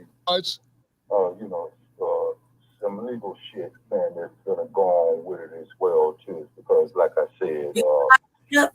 we don't know who it is, who's shadow bandit, what, who's throwing viruses up on us, all kind of shit. You know what I'm saying? Oh, you got the right up, just. Yes, you can press play whenever you're ready. All right, Shabaka, hey, watch this. This shit was so hard. Right up, yeah, I'm gonna put the copyright This up. shit was so Bad. hard. Clarence Thomas. Edit. I was like, There's no way that I could do a 100-day challenge, right? full Talking screen. about just politicians. I'd fall asleep. I know Yeah, you would too. Who the hell knows 100 Democrats? Politicians. But we do know 100 Democrats and notable people and stars and celebrities and athletes. That includes all those wingbats, dingbats on The View, all those talk show hosts that always, kissing ass of the Democratic Party, all the SNL cast or whatever, all these basketball players, football players, actors, comedians. And there's a lot of people that are Democrats that we're going to be able to expose. So, There you go. edit, guys. Politicians, influencers, stars, celebrities, all the Democrats. We're exposing them. Yep. Yeah. This has got interesting, right? We're exposing them and the Subscribe if you want to be a part of this. All right? Back to the show. Don't left out. You like it, don't you? You feeling me, right? I'm going to show you what's corrupt about it, what makes them a sellout, what is wrong with their policy positions. I'm going to show you the ins and outs, the controversial points. Together, we're going to uncover what there is to know about these Democratic politicians. I thought and that expose them. I thought that dude was slow. Remember when they first tried to get him to be the speaker? I thought he was slow. Oh boy, yeah, I thought he was retarded. I was like, man, does he even speak? Why Lauren Boebert keep putting him up? I thought he was retarded for real. For what they are. You like that? And then That sound like something you into? That's right, guys. So let's do this. Start today. No reason to wait. I got one all lined up for us. That's right, folks. My first Democratic politician that we will expose on my list of 100 Democrat politicians in 100 days exposed on the Tim Black Show. My first politician of the Democratic Party will be none other than Jim Clyburn. Oh my God. Many of us who have looked at politicians and said, hey, is this person good for the community? Is this good for America? Or are they good for themselves? Have looked at Jim Clyburn and decided he's good for himself. Mm-hmm. He's also good for the Democratic Party. In fact, the only people that really admire Jim Clyburn are other black politicians who want to become Democrats. On the blog talk. Yeah. So can I keep it going? I just have to. I'm gonna have to end the blog talk in like 7 minutes. Cool. I've already hung up on the blog talk. Shabaka, you got the link to come over to the StreamYard, right?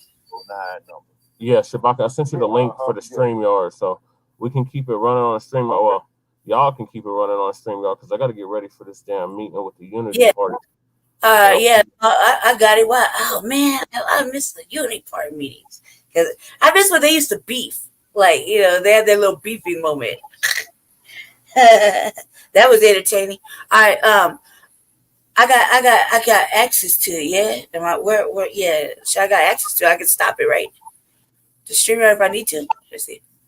Hey, well, the Unity Party is only gonna be a little bit, right? So I'll be good. I'll be all right. All right. Need be, I'll switch over to the other side or something like that. All right. Ready? I'll play it. This shit was so amazing. Hold on, don't play it yet because we got to give our closing on the blog talk. Oh, yeah. Can they hear me, Jesse? Yes. Hung up. Yeah, they can hear you. Mm-hmm. Go ahead, Shabaki.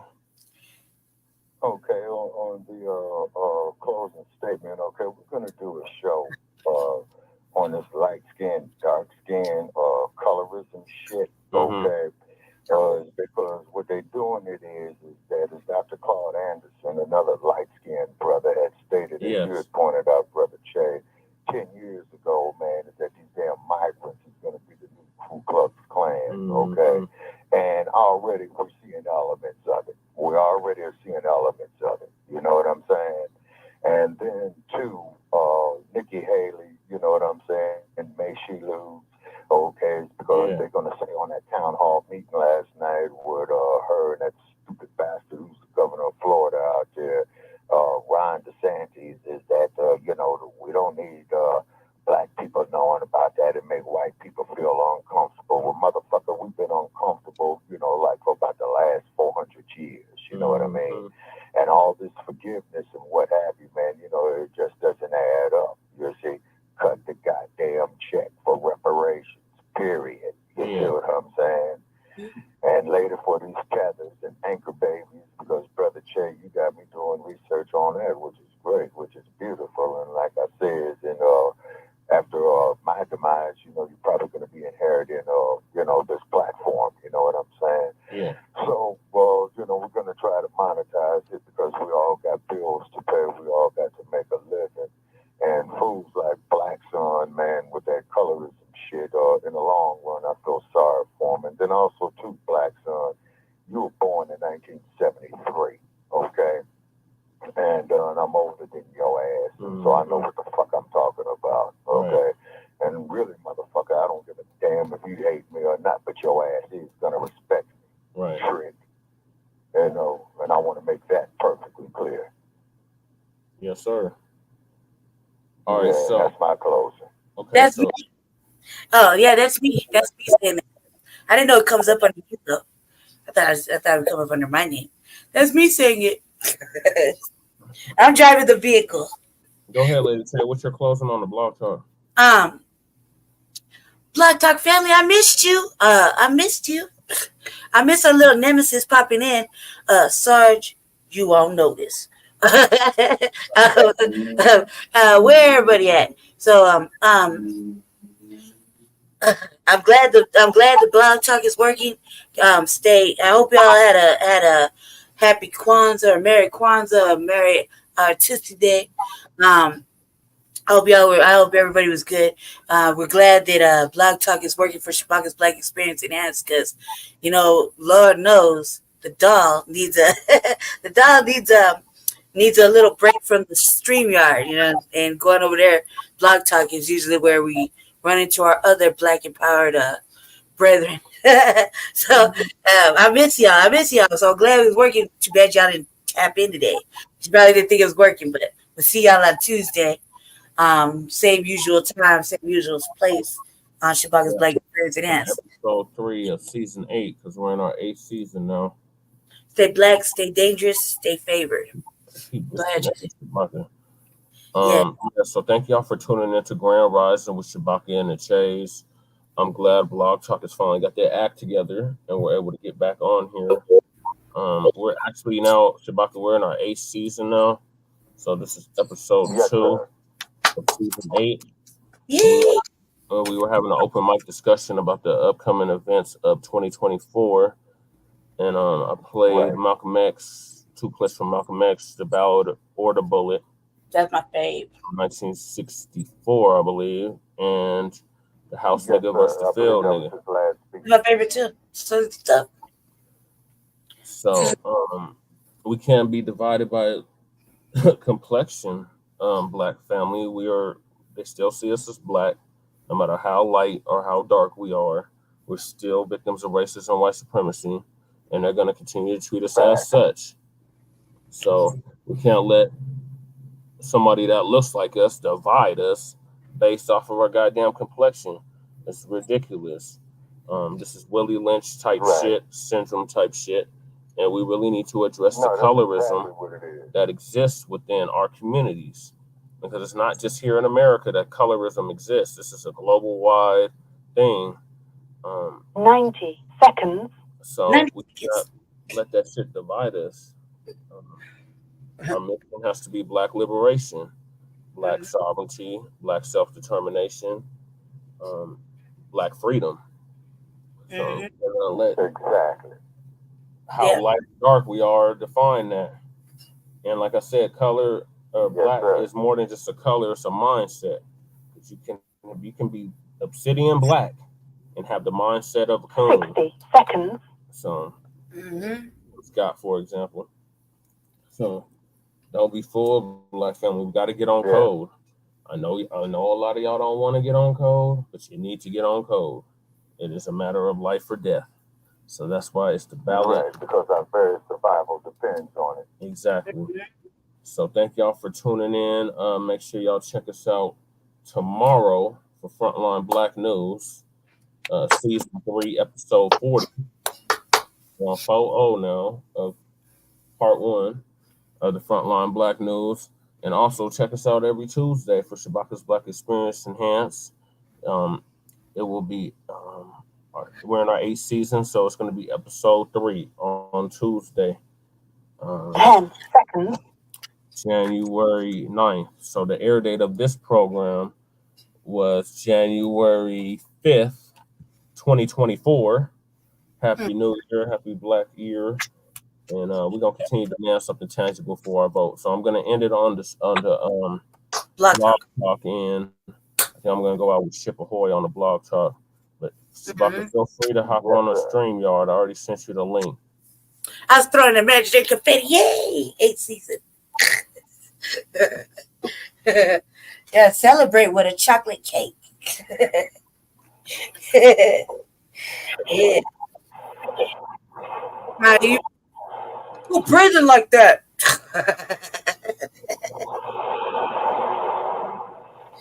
Oh, that's a Chibble. All right, that's Chibble. Yeah. See. No, man.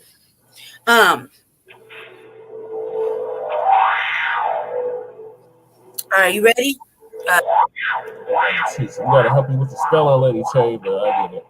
Okay. Hey man, that's the thing. Y'all don't really know.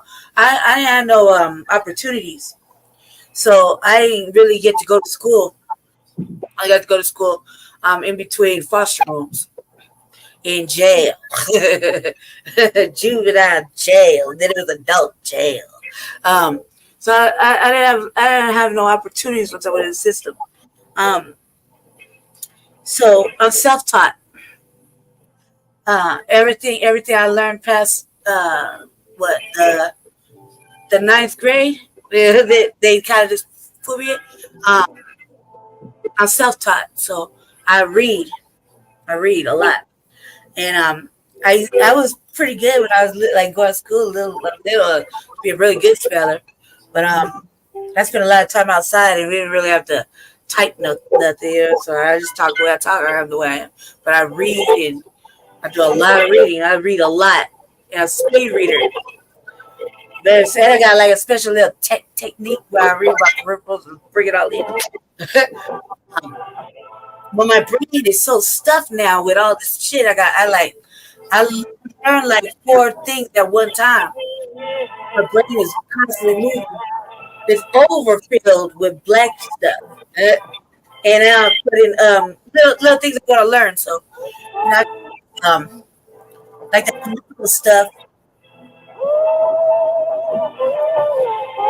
Never.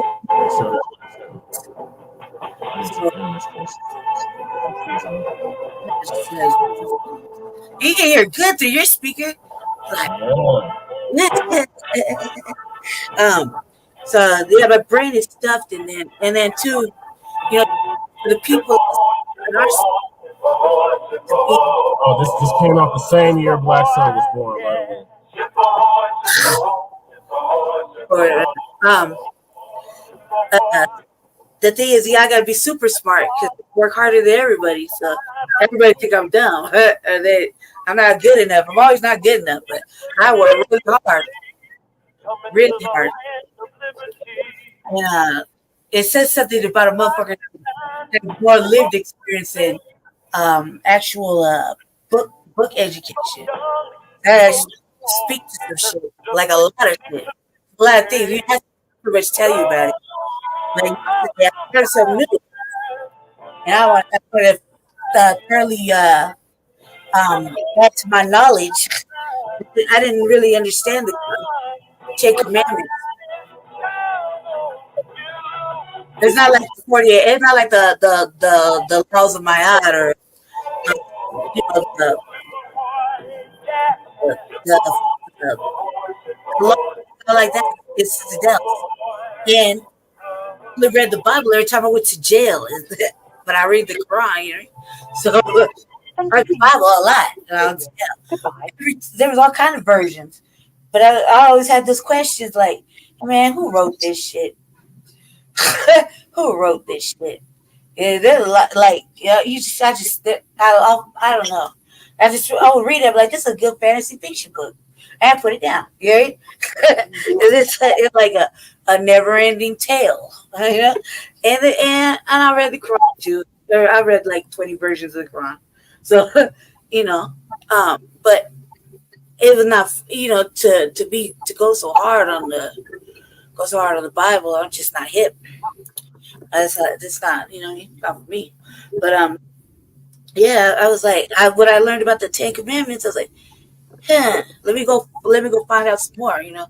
And then it was going. I was hoping it was going to lead me to something else. That's how usually our reading works. And instead, shit, I backed that track up. And I was like, oh, hell no. Like, and I was upset for a minute, just, you know. But yeah, I was on a learning escapade yesterday when I finally caught up to everything that I didn't know about on the that show that we popped on.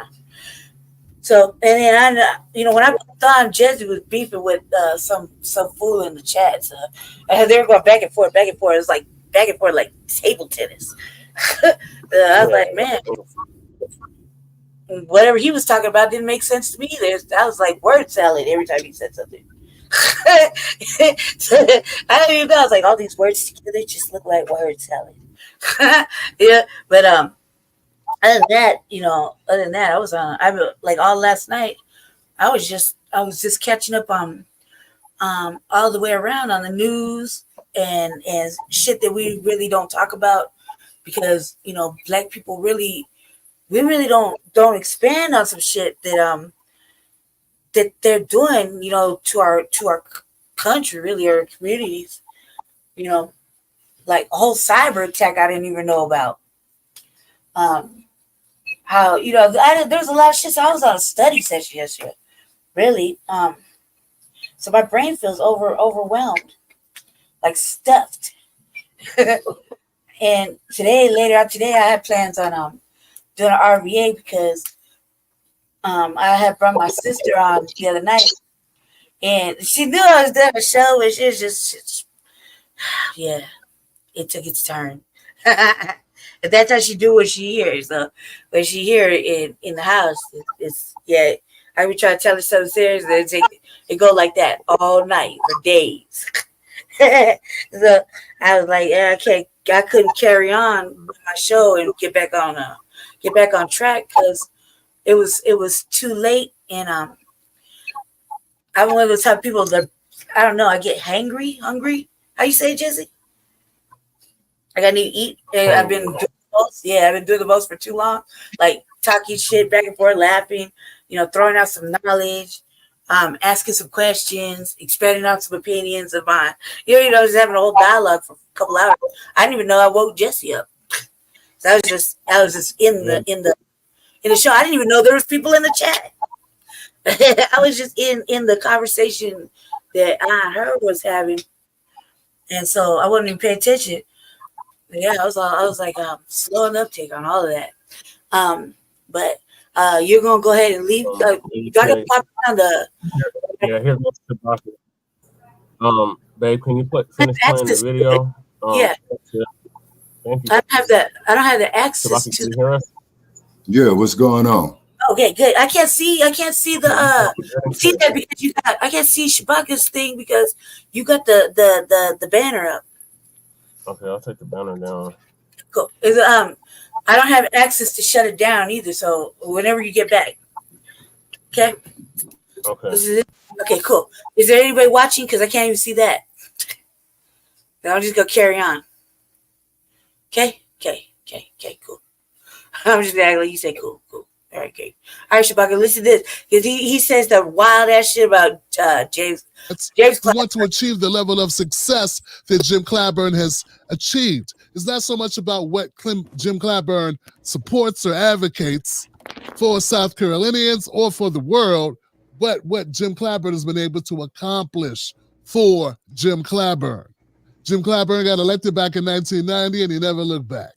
15 times he's been reelected in a predominantly black majority district, the 6th district there in South Carolina, that has been gerrymandered to hell. In fact, according to the studies and research of ProPublica, the investigation unfolded and exposed that Jim Clyburn worked behind the scenes with Republicans to further gerrymander the district, to limit the power of black voters, constitute them into one group so they would have less influence over a number of districts, and also make it almost impossible to remove Jim Clyburn from power. Here goes the author of that article, Marilyn Thompson, as she sat down with Majority Report's Emma Vigeland, saying as much in her own words.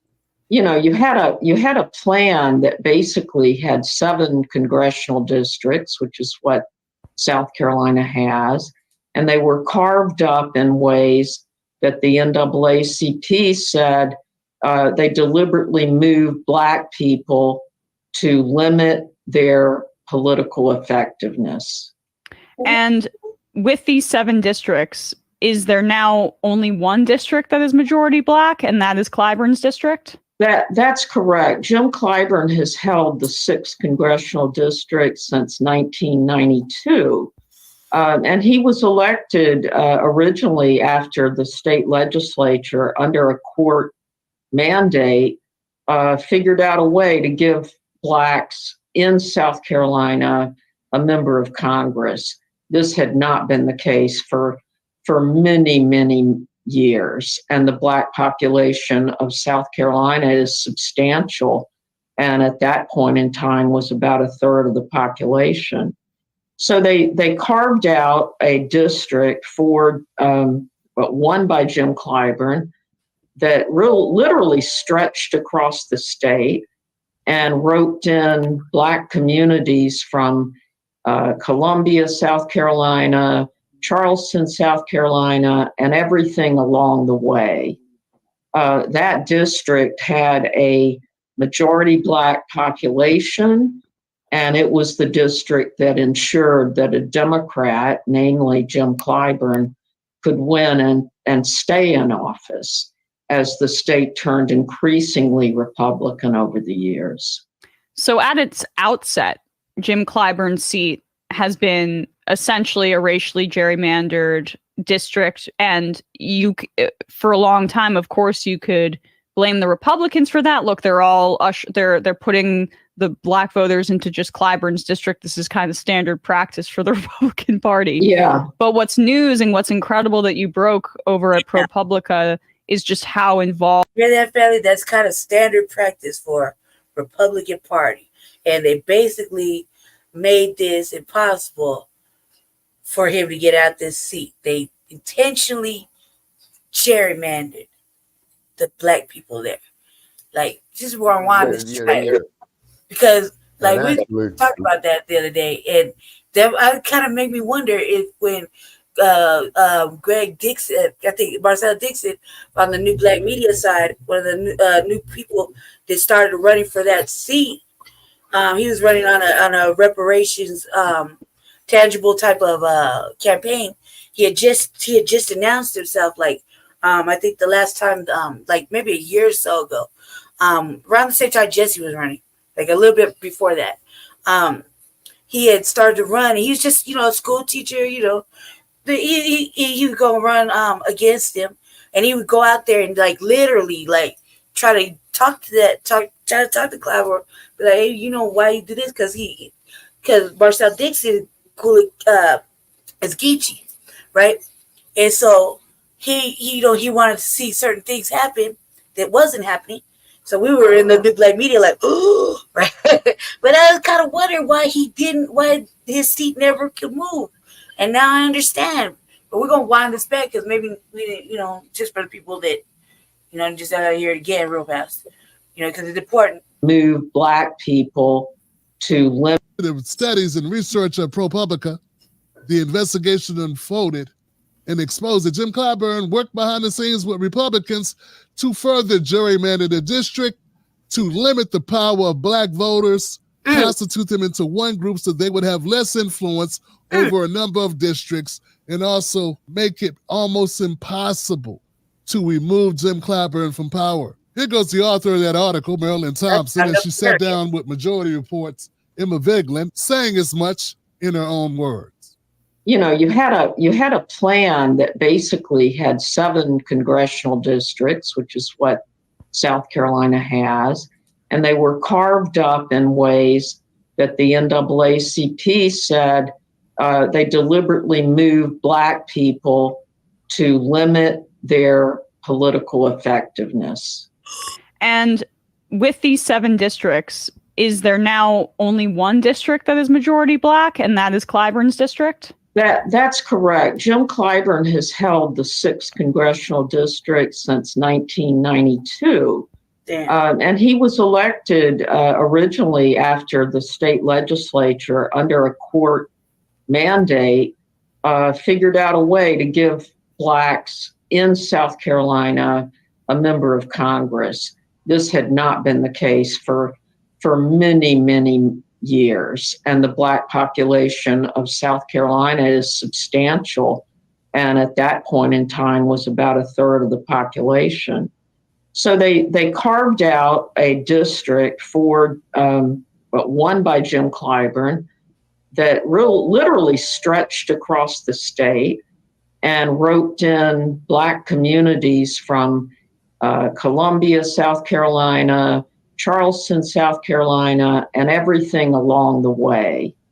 That district had a majority black population, and it was the district that ensured that a Democrat, namely Jim Clyburn, could win and stay in office as the state turned increasingly Republican over the years. So at its outset, Jim Clyburn's seat has been essentially a racially gerrymandered district, and for a long time, of course, you could blame the Republicans for that. Look, they're putting the black voters into just Clyburn's district. This is kind of standard practice for the Republican Party. Yeah. But what's news and what's incredible that you broke over at ProPublica is just how involved it appears to have been Clyburn and his staff has been in maintaining the racial gerrymander that's kept him in power. That's right. That's terrible shit, Bailey. Terrible shit. Like, that's terrible. Well, Well, like I said, Lady Tracy, we should be Girl woman. focusing on the tangibles. We should be focusing on building black businesses and what have you, and we just need to separate ourselves from all this bullshit. Is because that raggedy ass broad, what's her name, Marilee, who was the governor of South Carolina. What's her name, Kate Marilee or some shit like that. Mm. Is it a sister? No, Nikki Haley. I'm sorry. Yeah, Nikki Haley. Okay, so therefore, as we stated all along, you know what I'm saying, is that was it Joe Gibson running for some sort of office out there? yeah, he's in North Carolina. Yeah, Oh, he's in North Carolina. And so, you know, I'm going to scan his show, you see, you know, to troll his ass, you know what I mean? Yeah, Because I would tell all the black people over there, the Carolinas, not to vote for his ass. Oh my God, I know he's going to be so bad. He was so bad. And then he offered me a job. I was like, I only work for black people. I'm sorry, you tethered anchor baby. I can't do it. I only work for black people. yeah, but as I stated before, and will continue to state it, is that you know, slavery contributed greatly to the gross national product of, you know, of the United States. And I believe Dr. DeGrew is winding down her study. And if you're hearing us, Dr. DeGrew, please get with us. We very, very much would love to have you as a guest here on Grand Rising, Dr. DeGrew, you know, depending on your schedule, and get with us when you can. Okay, but the thing is, though, is that we have to become more economically self-sufficient, you know, straight out, And what it is that we got to take our mind off this two-party system, is because, like I said before, and I will continue to say it, is that they are two sides of the same coin. You see what I mean? Yeah. And then the dump, as in human shit, and we want to make that perfectly clear, okay, belongs in jail, you know. And then also too, from, you know, other sources that I've been looking at, is that they're saying under the 14th Amendment about him taking part in the insurrection, which would disqualify him to run, you know, for the presidency. And then not to mention the fact that he didn't even give a concession speech, you know, when they swore in Hyde. Oh man, he straight up so quick. He left so fast. No, he just said fuck it and went up there and flew back down there to Florida, got off of Air Force One, you know what I mean, and all of this. So therefore, you know, is that the office of the presidency itself, with Trump, with Nixon, you know, with Biden, with the dude that died in San Francisco, Warren G. Harding in 1923. The rape and slave trading pedophiles, you know, who were presidents. You see what I mean? Yeah. And how do you forgive this shit? No, you don't. You see what I mean? Because when you forgive this individual that you've forgiven, or a group of individuals that you've forgiven, is that the only thing they're gonna do is just gonna do the same shit to you. Yeah. Yeah, straight out. You know, they're gonna do the same shit to you. You know. And then the cold part about it is that you know, they're gonna have these fools up here, you know, doing the same shit, you know, and tolerate, organize, and march again. Tolerate, organize, and march again. You see, and no, in other words, you know, these motherfuckers is like hamsters on a damn treadmill. Do you know what I'm saying? I was gonna show the people that too, because they had a little something about on they had a little something on what's his name, Al Sharpton. Yeah, Al Sharpton. It was like 10 minutes, and it was rolling back a track when he was fat. He used to wear his little tracksuits and shit. And this how he also contributed to the detriment of our people. And they was rolling back tracks like, look at these motherfuckers. It was like, damn, MSNBC went hard that day. Yeah, but I was gonna show people that too, because that shit was way interesting. I was like, damn, man, you took the money and sold us out. because that's how it looks. That's how it looks. Hey, there, Shabaka. Did I lose y'all? Let's see.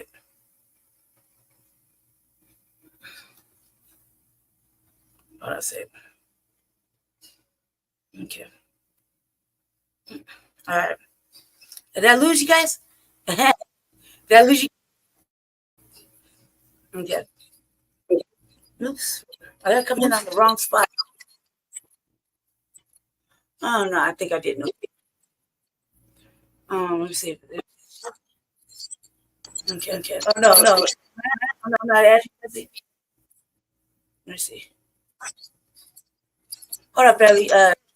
Whoever's in here, just I gotta be able to control the background real whatever best. 1 second, Ellie.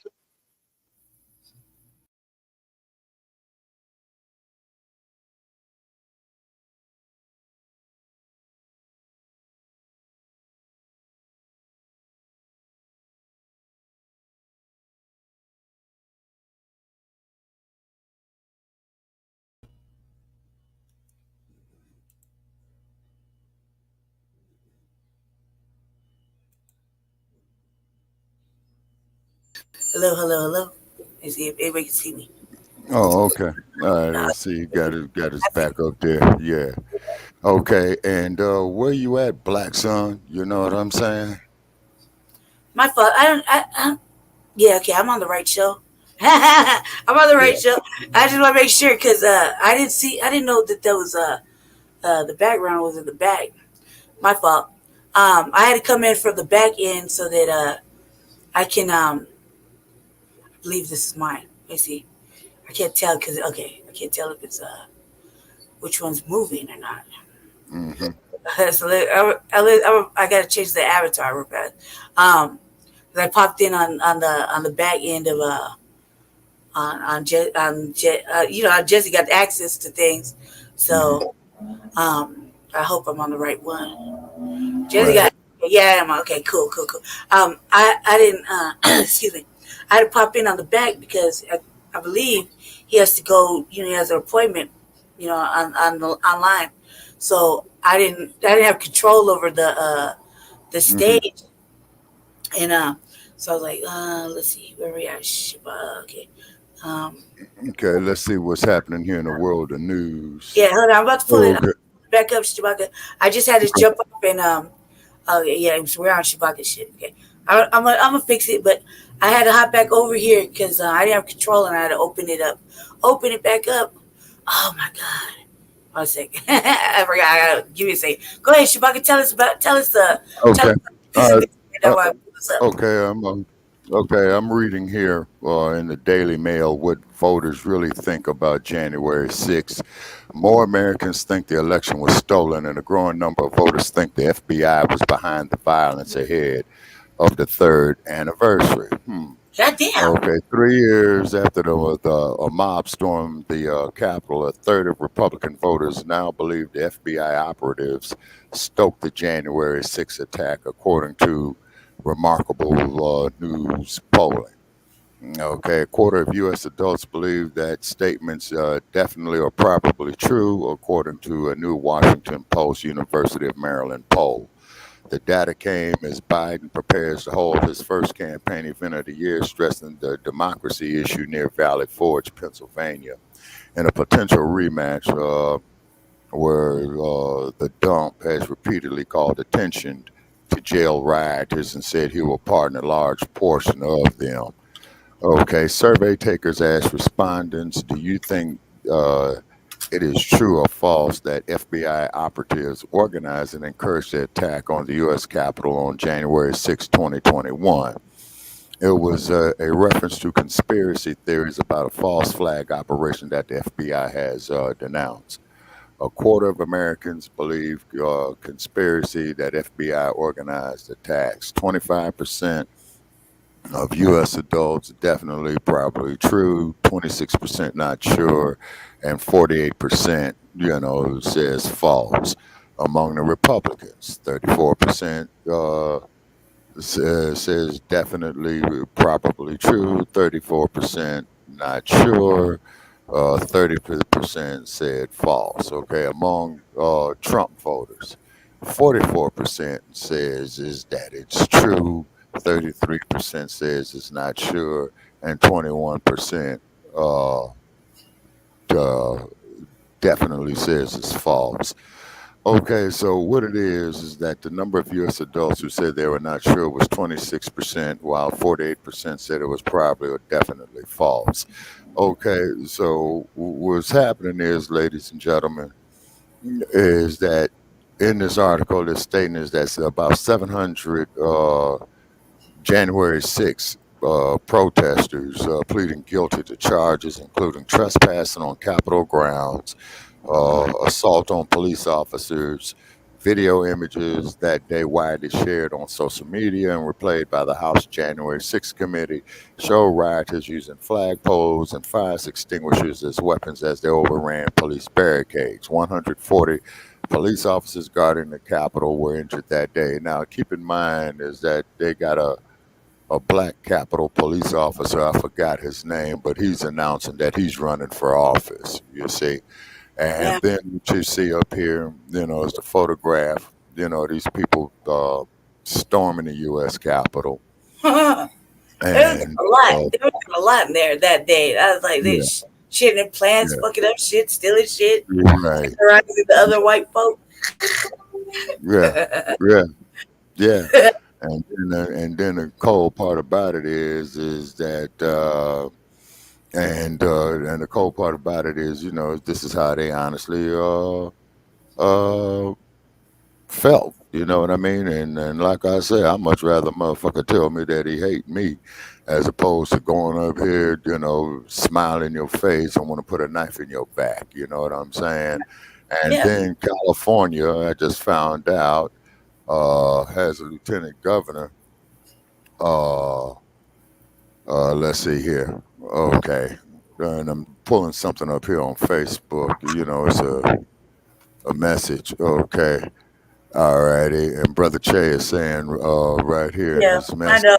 I know. Well, I don't know, but I think I Hmm. know. 'Cause I saw it too, but Okay. I wasn't gonna say anything. I was just Okay. gonna let All us right. be over here. Yeah. Let us be over here. And Yeah, what I'm have on you? it, Jesse. I'm on it. I just got in here. Yeah, I'm on it. Okay. Okay. Brother Perry says I only streamed it to our platforms. Okay. Yeah, All no. right.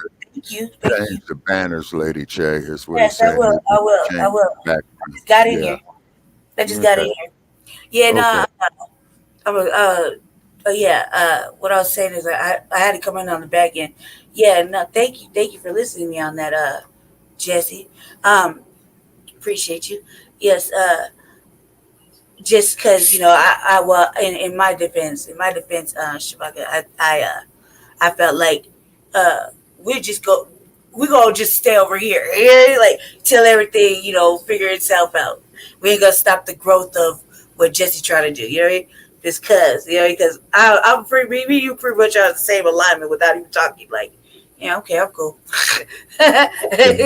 And Without and that, uh, for and then of us. course, we definitely wish Brother Chan Krumah the best in his endeavors. And then He's also too, growing for us, so we gotta stop the growth of the channels.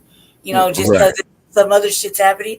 Like fuck that. This is bigger than some petty right, shit here. So we gotta stop that. We gonna let that happen, and we'll just excuse ourselves politely. Yeah, like we don't mean nothing. Yeah, we just go. I'm just not gonna tap on. I'm just yeah, myself from visiting often. It's okay. right, yeah, and Like. then too. And then, like I said, this year, we're gonna try to improve, what we're doing and what have you. You know what I'm saying?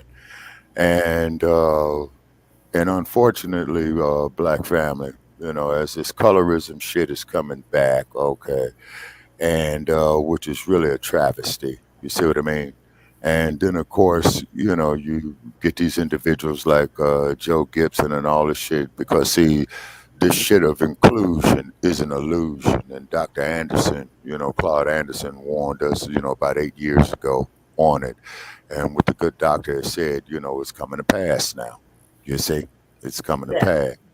And this is why, Hollywood, major media companies, you know what I'm saying, they're coming up with this all-inclusive bullshit, which is perhaps one of the biggest damn lies, that they got going on. You know what I mean?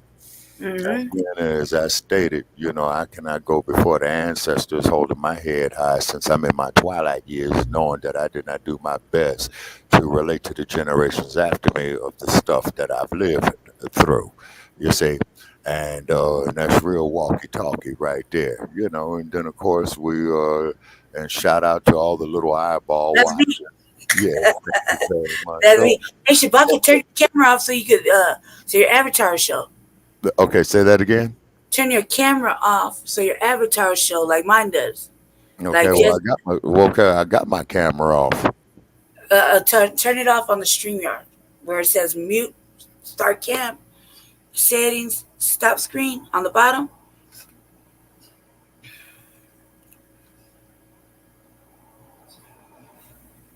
See it? Okay, is that what you're talking about there, Lady Che? Now, one more time. You got right next to the mute button, it'll say start cam, start cam. Stop cam. Yeah. So click that.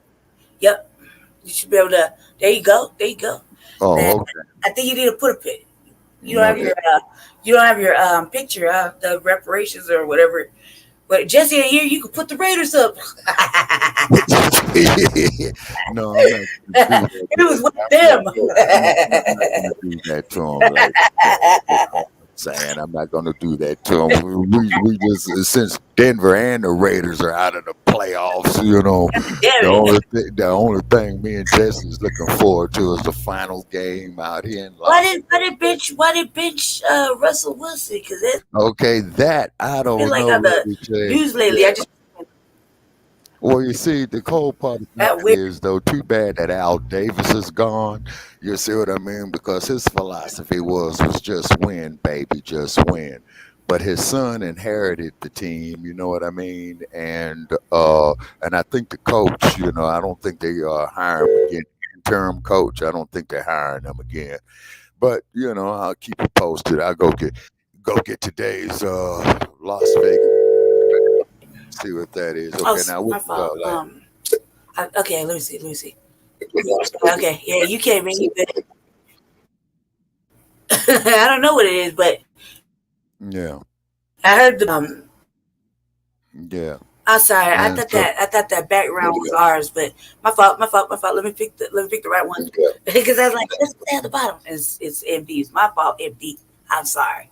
I gotta find ours. Is there's like a million on the back.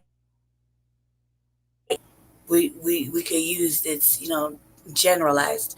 Yeah, no, I don't know why, but I saw it in the news and I thought it was some shit. I was like, that's kind of late in the game to be benching somebody, Yeah. Yeah, but it is like what real it is. late in the season. Yeah, I wonder what that's about. I never had a chance to ask Jesse though. Okay, or Savage. Okay, but as I stated before, Lady Ch, is that this is the more reason we need to form our own professional sports leagues. Put the Raiders up there because you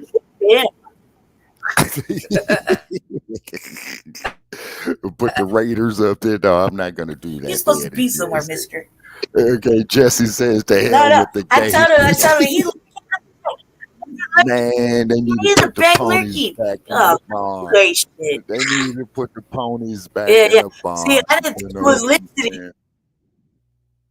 And so far, it looks like, that Jay Militant had ticketed.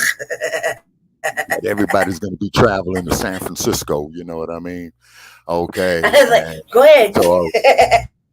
And so I probably need to go over here and take a look at the sports book, Yep. Yeah, downtown Las Vegas with a sports book act just for But I just want to say in 2023, that year is history now. We've had a lot of I'm obstacles on in your page. 2020. Huh? He said, negotiate his contract. Right? Yeah. Why should he? Okay, Russell I got wouldn't. benched because he refused I to wouldn't. renegotiate his contract with the Broncos. Whoa. And Jesse is saying here, use the weird blue background. What's the weird blue background, Brother Che? Lady Che.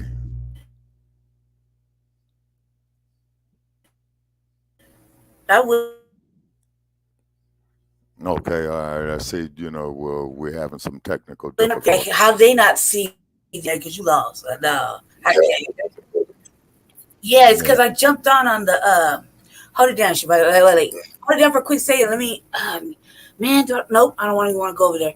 I'm on Jesse's side of the computer. Mm-hmm. I understand, Jesse. I try to do it, but I jumped over here on the green side of things, and for some reason the DuckDuckGo does not agree with the StreamYard. It does this shit on this side. But as you can see, I was running it smooth over It there. just say, don't do it, Shabaka. We'll put the No, Raiders hat Shabaka do on. whatever he want. He grown. He older than you. That's the debate. I be like that. I be talking shit in his back. I'm like, why you talking? I was like, he's older than you. And he's like, you can't do that. Like I said, I'll Like, put it up like, there, like Brother the Jay, sun. when the ponies go back into the barn for the seasons, I and hope he they said get he's sour listening in the apples. background. And then when the Raiders, go back out there into the desert sea, you know what I'm saying? And what have you, Broncos and Raiders ain't going to no Super Bowl. That's sad news, This one? sad news, sad news. This one? Yeah, no, because everybody's going to have to travel to San Francisco in the NFC, Lady Che. And in the AFC, it looks like everybody's either going to have to be traveling to either Kansas City or I think Buffalo. I think it's the way it's the. Hold on, let me pull up here the standings right here. Okay. Okay. Yeah. Okay. Okay, I see. Okay. NFL No, it's just standings. Okay. All right. Here's the NFL playoff picture for 2024. Okay. So let's see. Projected playoff future. Okay. You got the Ravens #1 playing Frisco. I got it You right. got Buffalo playing Kansas City. Maybe the Jaguars. Then you got them Cowboys. Better Looks like just they're playing the Tampa Bay. Okay, I don't see the Raiders or the Broncos nowhere in it. Now the projected playoff picture is Frisco playing Baltimore, KC playing Buffalo. Okay, Jaguars is in there. The Cowgirls, you know what I'm saying, look like they're going to be playing the Lions and Tampa Bay. So they up here getting ready to do the playoff berths. Let's see the playoff bracket. Oh man, he's not supposed to be lurking because I was over here talking bad. Like y'all was hoping you wasn't listening, and we were just gonna talk about other teams. Because you did, we was just go. I was just gonna do it. yeah. The final game is Sunday. There's no such thing as Kobe Shabaka. Yeah. Ain't no such thing as a pony Shabaka. We are Broncos. Man, go back to the barn. Eat them oats. The Raiders, they need to go back to pirate land and figure out what they need to do, man. I hate to say, Brother Jay, but both our teams turned out to be scrubs, man, this year. And I hate that. And I Maybe you should put a pirate on your little pony back and take it back to safety. No, I'm not gonna do that. Since you're loud, They put the ponies back in the barns. He's listening in the background. Okay, and then the Raiders. You know what I'm saying? They got to tear down and rebuild the team. They got to start all over again. And I don't think the coach, is getting a full-time job. And so we got to look at what type of coach they're going to bring, also too. They're going to have to restructure it, but I'll go up there and take some pictures by Allegiant Stadium today and post them up on the wall is because, as we do know, Super Bowl 58 will be in Las Vegas. And then keep in mind is that the traffic is going to be crazy, and I'm not even going to be out in this traffic. I'm going to be sitting right here, at the house. You know what I'm saying? Is because it's going to be insane. You're going to have a lot of drunks out there. You're going to have the. I'm always listening and watching. Yeah, like it's worse. It's like Sandy Claus. Like, like how Steady said. He goes and I don't want to see Casey in there, but like I said, it's a distinctive possibility, ladies and gentlemen, is that San Francisco is going to be there. So we're going to give respects to Jay Militant. You know what I'm saying? He all excited. He all excited right now. I can just feel the energy coming from him.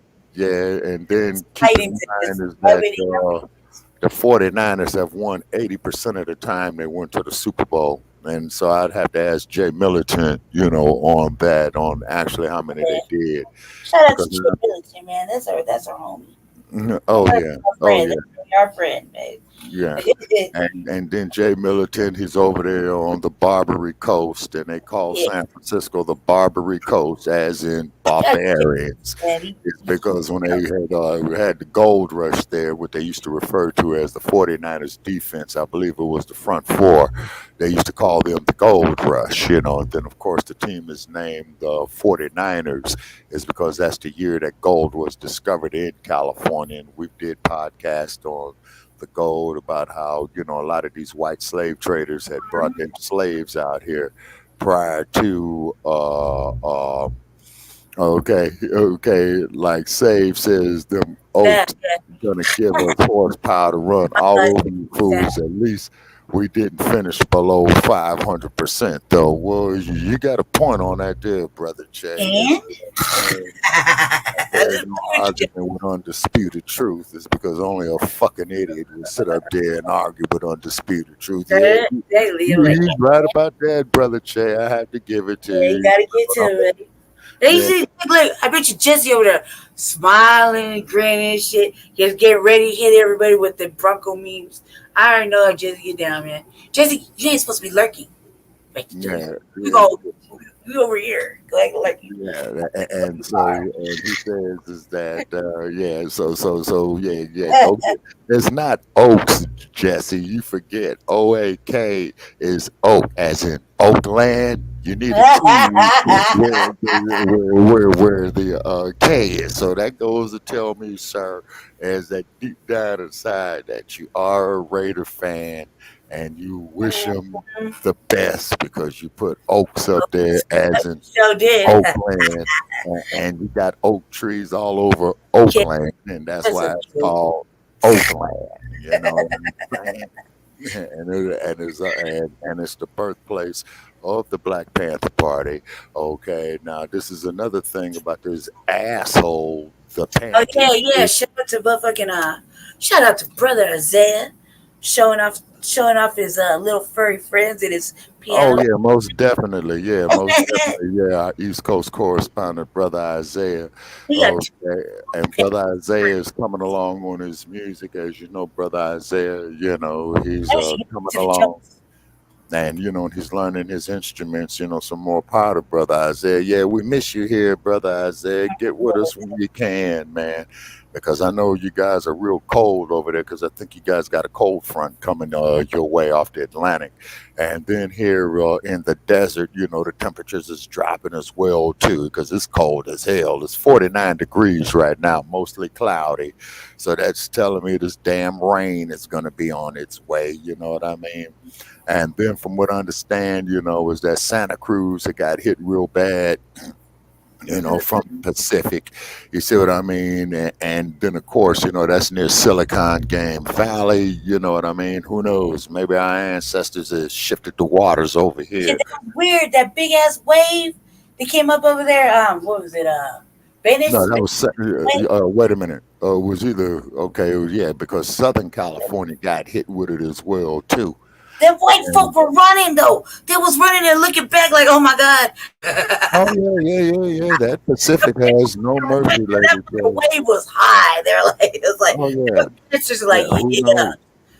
Yeah, maybe the ancestors decide to shift the tide a little bit and then Man, ask the Almighty, to flood Hollywood. You know what I'm saying? It's because it starts raining up there, then that's when you get all the mudslides. You say it's criminal. Oh, yeah. Okay, Jesse says oats, damn tablet. Okay. Yeah. Yeah, see, they miskey all this shit. You know what I'm saying? They miskey all this shit on purpose. You know what I'm Jesse saying? gave me a motherfucking a face mask that was the Raiders, right? And I was like, why you got this, Mr. Bronco fan? But I knew, now we know it's a secret. Yeah. Well, see, brother, we do know, sir, that you are a Pan-Africanist and have strong black pride, sir. And we appreciate you, sir, showing your black pride for Oakland is because it was the birthplace of the Black Panther Party. Right. You see what I'm saying? So we appreciate that there, brother. You understand you want to put it under orange and blue and all that. We get it. We see you. You see that it's under the shirt.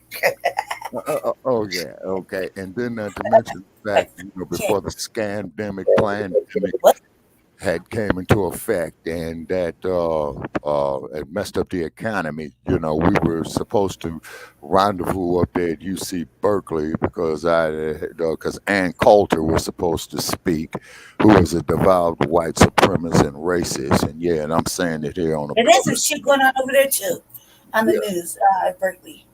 Yeah, well, Berkeley, Lady J, let me tell you something. If you have any political cause, okay, if you want to get notoriety on anything, start at Berkeley or California. Man, you're not even in California right now. I was gonna tell you that motherfucking Cornell West was gonna be at Leimert Park. Oh yeah. That's in Los Angeles. Yeah, but keep in mind though too. You ain't in California right now. Yeah, but keep in mind I did see some telemetry over the net is that they had made a section, if I'm not mistaken, and anybody please correct me if I'm wrong, is that they had made Malcolm X Street or Malcolm X Boulevard, I think. Yeah. What I mean? And I do know is that in Los Angeles there was a street. Yeah, you walk down there. Yeah, because they got a street named after Obama out there too, and I'm trying to remember the name of the street or what it was before. It wasn't Exposition. Oh, it was Coliseum. They used to call the street Coliseum, and then they turned it into Obama Boulevard, I believe. It was over there by the jungles. And if anybody ever saw the movie with Denzel Washington called Training Day, the last scene of the movie where Denzel said that infamous line that King Kong ain't got shit on him, that was in the jungle. Yeah. Yeah. You see. And then also too for 2024 we need much more. I am appealing, to all the crews out there and the organizations. We gotta organize. Older. Yeah, 1960, 1970. Yes, because black films were nothing but Oh yeah. the older black films. I was Right, I think it's yeah. Can you hear me, Shabaka? Yeah, I hear you loud and clear. Yeah, you talking. Yeah. Hold it down. Yeah. Hold it down, Shabaka. I'm gonna switch to the purple side because it's breaking up on this side of it's on the same computer, but for some reason on Jesse's profile page that he accesses the internet when he's here. Okay. It's polite. It's good. It's a good thing. People need to be able to get on the computer where they're busy and go to their designated spots. And I was finding the clip for YouTube right now. The clip that's on the screen. I had to go over there. I had to go over to Jesse's YouTube, and I'm scrolling, and I'm like, damn, Jesse got all the good shit. I always say that every time I come over there because it seems like I'm not getting any feeds at all, like any new feeds. And Jesse just he does everything's over there. He got all the good feeds just popping off. I was like, God damn, man, I didn't even get no news articles today. I was like, I think I started to take that personal. Yeah, well, what it is though, Lady Che, is all part of the shadow banning that they doing with us on Blog Talk Radio. Same thing here with the StreamYard is because see they don't like this message, okay? And what it is, and this is the only time I'm gonna appeal to the world. Like James Brown said in that song 1968, "Say it loud, I'm black and I'm proud." We're people too. We have a right to exist. You see what I'm saying? And we have a right to live. You see what I mean? And we have a right to our self determination. Okay, now white America, you guys are going to rig the elections again. You're going to get the dump back, okay? And I hate to say, and I hope it doesn't happen. And this is definitely something that I'm hoping that I'm wrong on. You say is because, and let's be real, Nikki Haley, Ron DeSantis, you know what I'm saying? You know, they represent truly of how white America feels about us. So all you Clyburns and Tim Scotts and all you brain dead ass Negroes, you're getting ready to get bitten ass badly, or worse than the police dogs did in Birmingham, worse than the police dogs did down in Raleigh, North Carolina. You know what I'm saying? And then, John Lewis, may he rest in peace, you know, but he's talking about good trouble as he goes up there and gets his head busted in, laid out there on the sidewalk, which was the Edmund Pettus Bridge. I mean, how do you, we as a people, forgive this shit? Okay, when no other group would forgive that type of shit if it was imposed upon them. You see what I mean? And then you got all these backdoor deals going on, you know what I'm saying? You know, all this skullduggery and all this old type of shit. You know what I mean? And I mean, look at Warren G. Hardy. You know, he died in San Francisco in 1923, and Warren G. Harding wasn't shit. Okay, let's Google this motherfucker. Warren G. Harding. Okay, yeah, you know, yeah, probably related to the old Trumpster right there. Okay.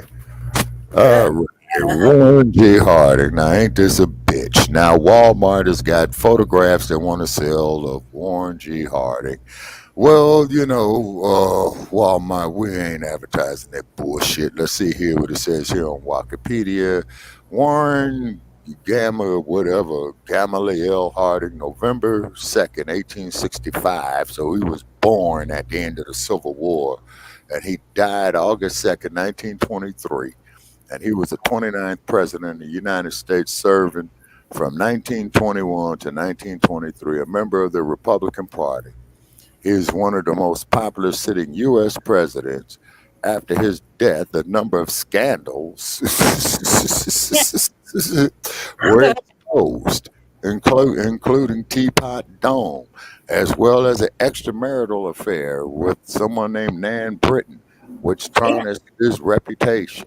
Harding lived in rural Ohio all his life, except when political service took him elsewhere. As a young man, he bought the Marion Star and built it into a successful newspaper. Harding served in the Ohio State Senate from 1900 to 1904 and was lieutenant governor for 2 years. He was defeated for governor in 1910, but was elected to the U.S. Senate in 1914, the state's first direct election for that office. Harding ran for the Republican nomination for president in 1920, but was considered a long shot before the convention. When the leading candidate could not garner a majority in the convention deadlock, support for Harding increased, and he was nominated on the 10th ballot. He conducted a front porch campaign, remaining mostly in Marion, Ohio, and allowed the people to come to him. He promised a return to normalcy of the pre-World War I period, and won in a So you calm down, I was just playing. Jesus. yeah, and won in a landslide over Democrat James M. Cox to become the first sitting senator elected president.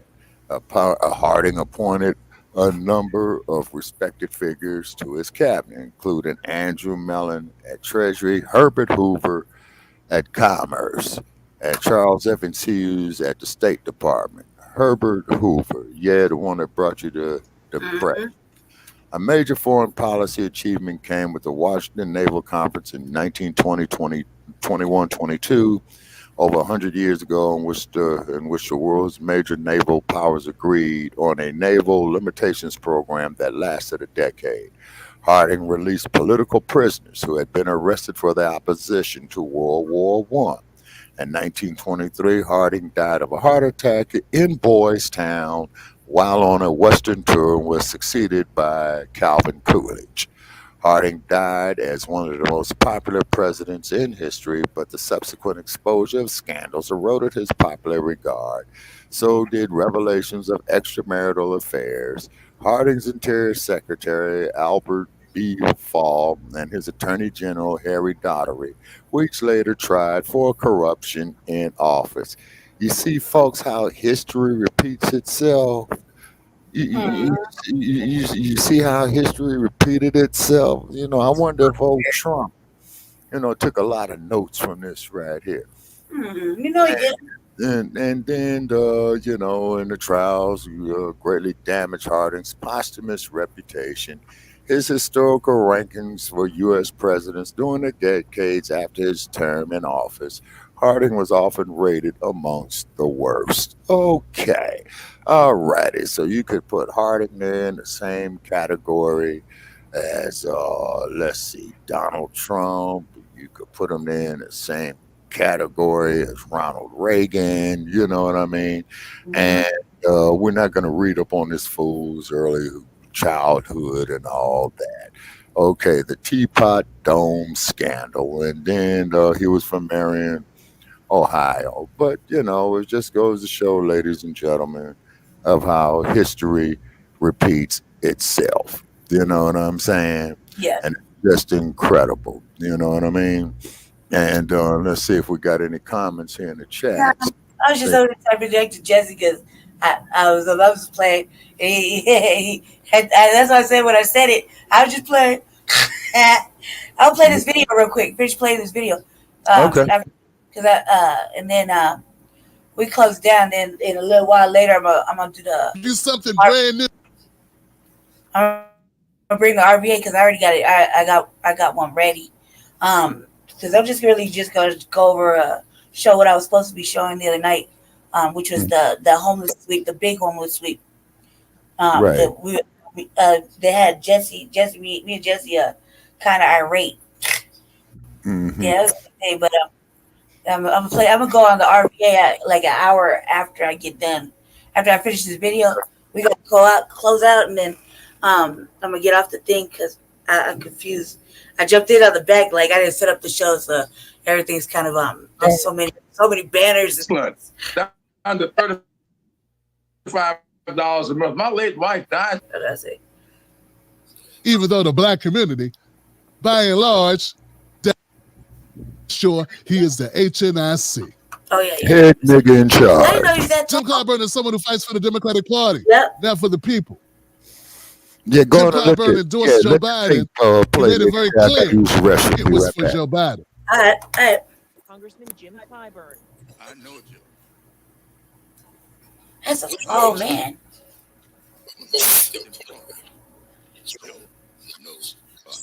Biden is promising voters a comeback. Promise you this.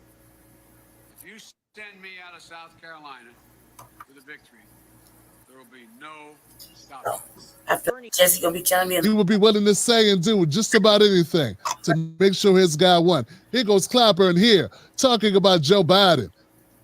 And though most majority of voters, black support for Joe Biden has careened off the cliff, but Jim Clyburn will go in front of any camera, anywhere, and lie through his teeth about how great Joe Biden has been for the black community. Mm-hmm. Even though the black community, by and large, doesn't think so.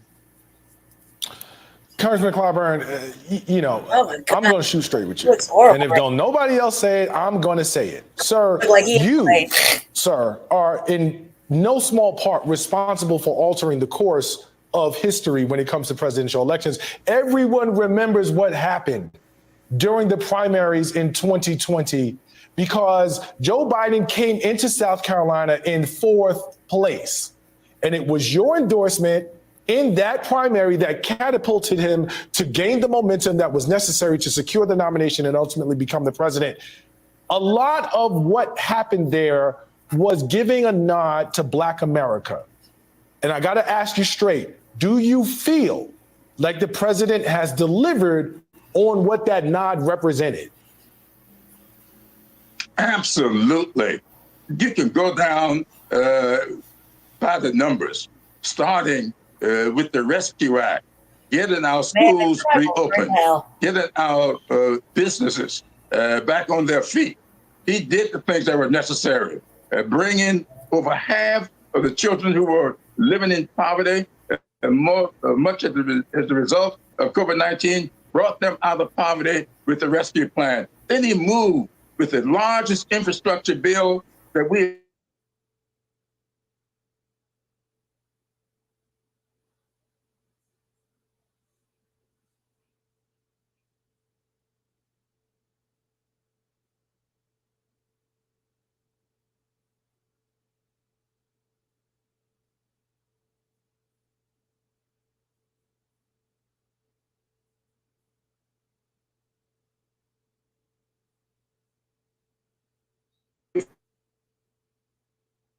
I don't know why. Then he went with the inflation reduction.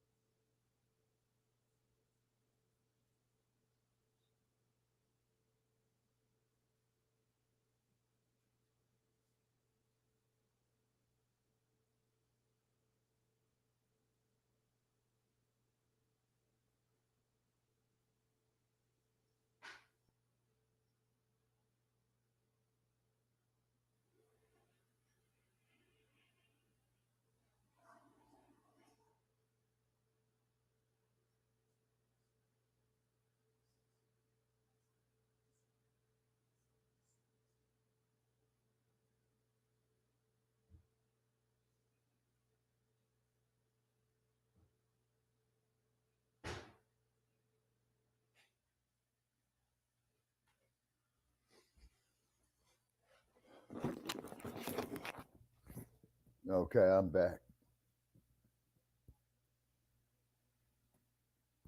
Okay, Lady Che, can you hear me?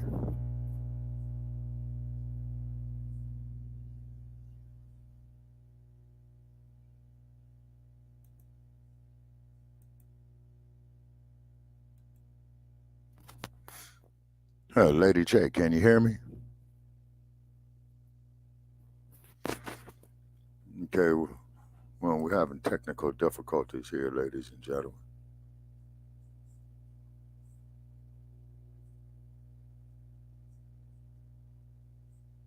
Yeah, we're having technical difficulties right here. So anyway, what we're trying to do is we're trying to put up, some videos right here, about James Clyburn and what have you. All right, Lady Che, are you there? Okay. Well, anyway, I'm going to check out some news here, about old James Clyburn and what he's trying to do.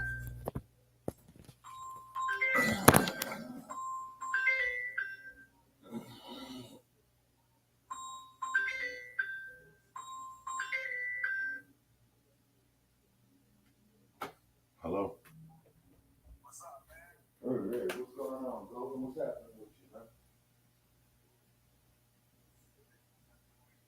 Oh, yeah. Well, you can have California, bro. I don't do the petitions no more, man. Oh, yeah. Absolutely, man. I hear you, man.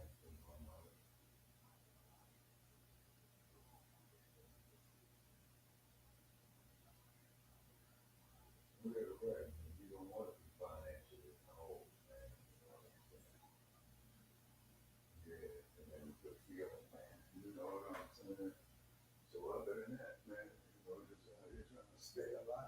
You know. Damn, man. You know what I'm saying? That's not good, man.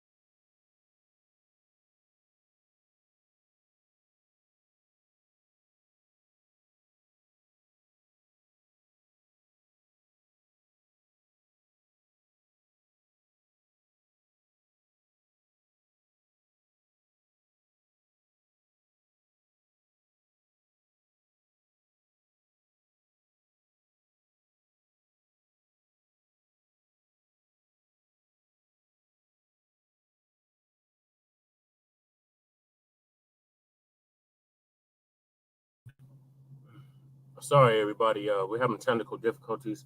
Lady Che, computer completely froze up. I step away for 5, 10, 15, 20 minutes, and all hell breaks loose. So we'll be doing another show later on RBA, so make sure you'll stay tuned for that. Thank y'all for everybody that tapped into this Grand Rising with Shabaka and the Chase.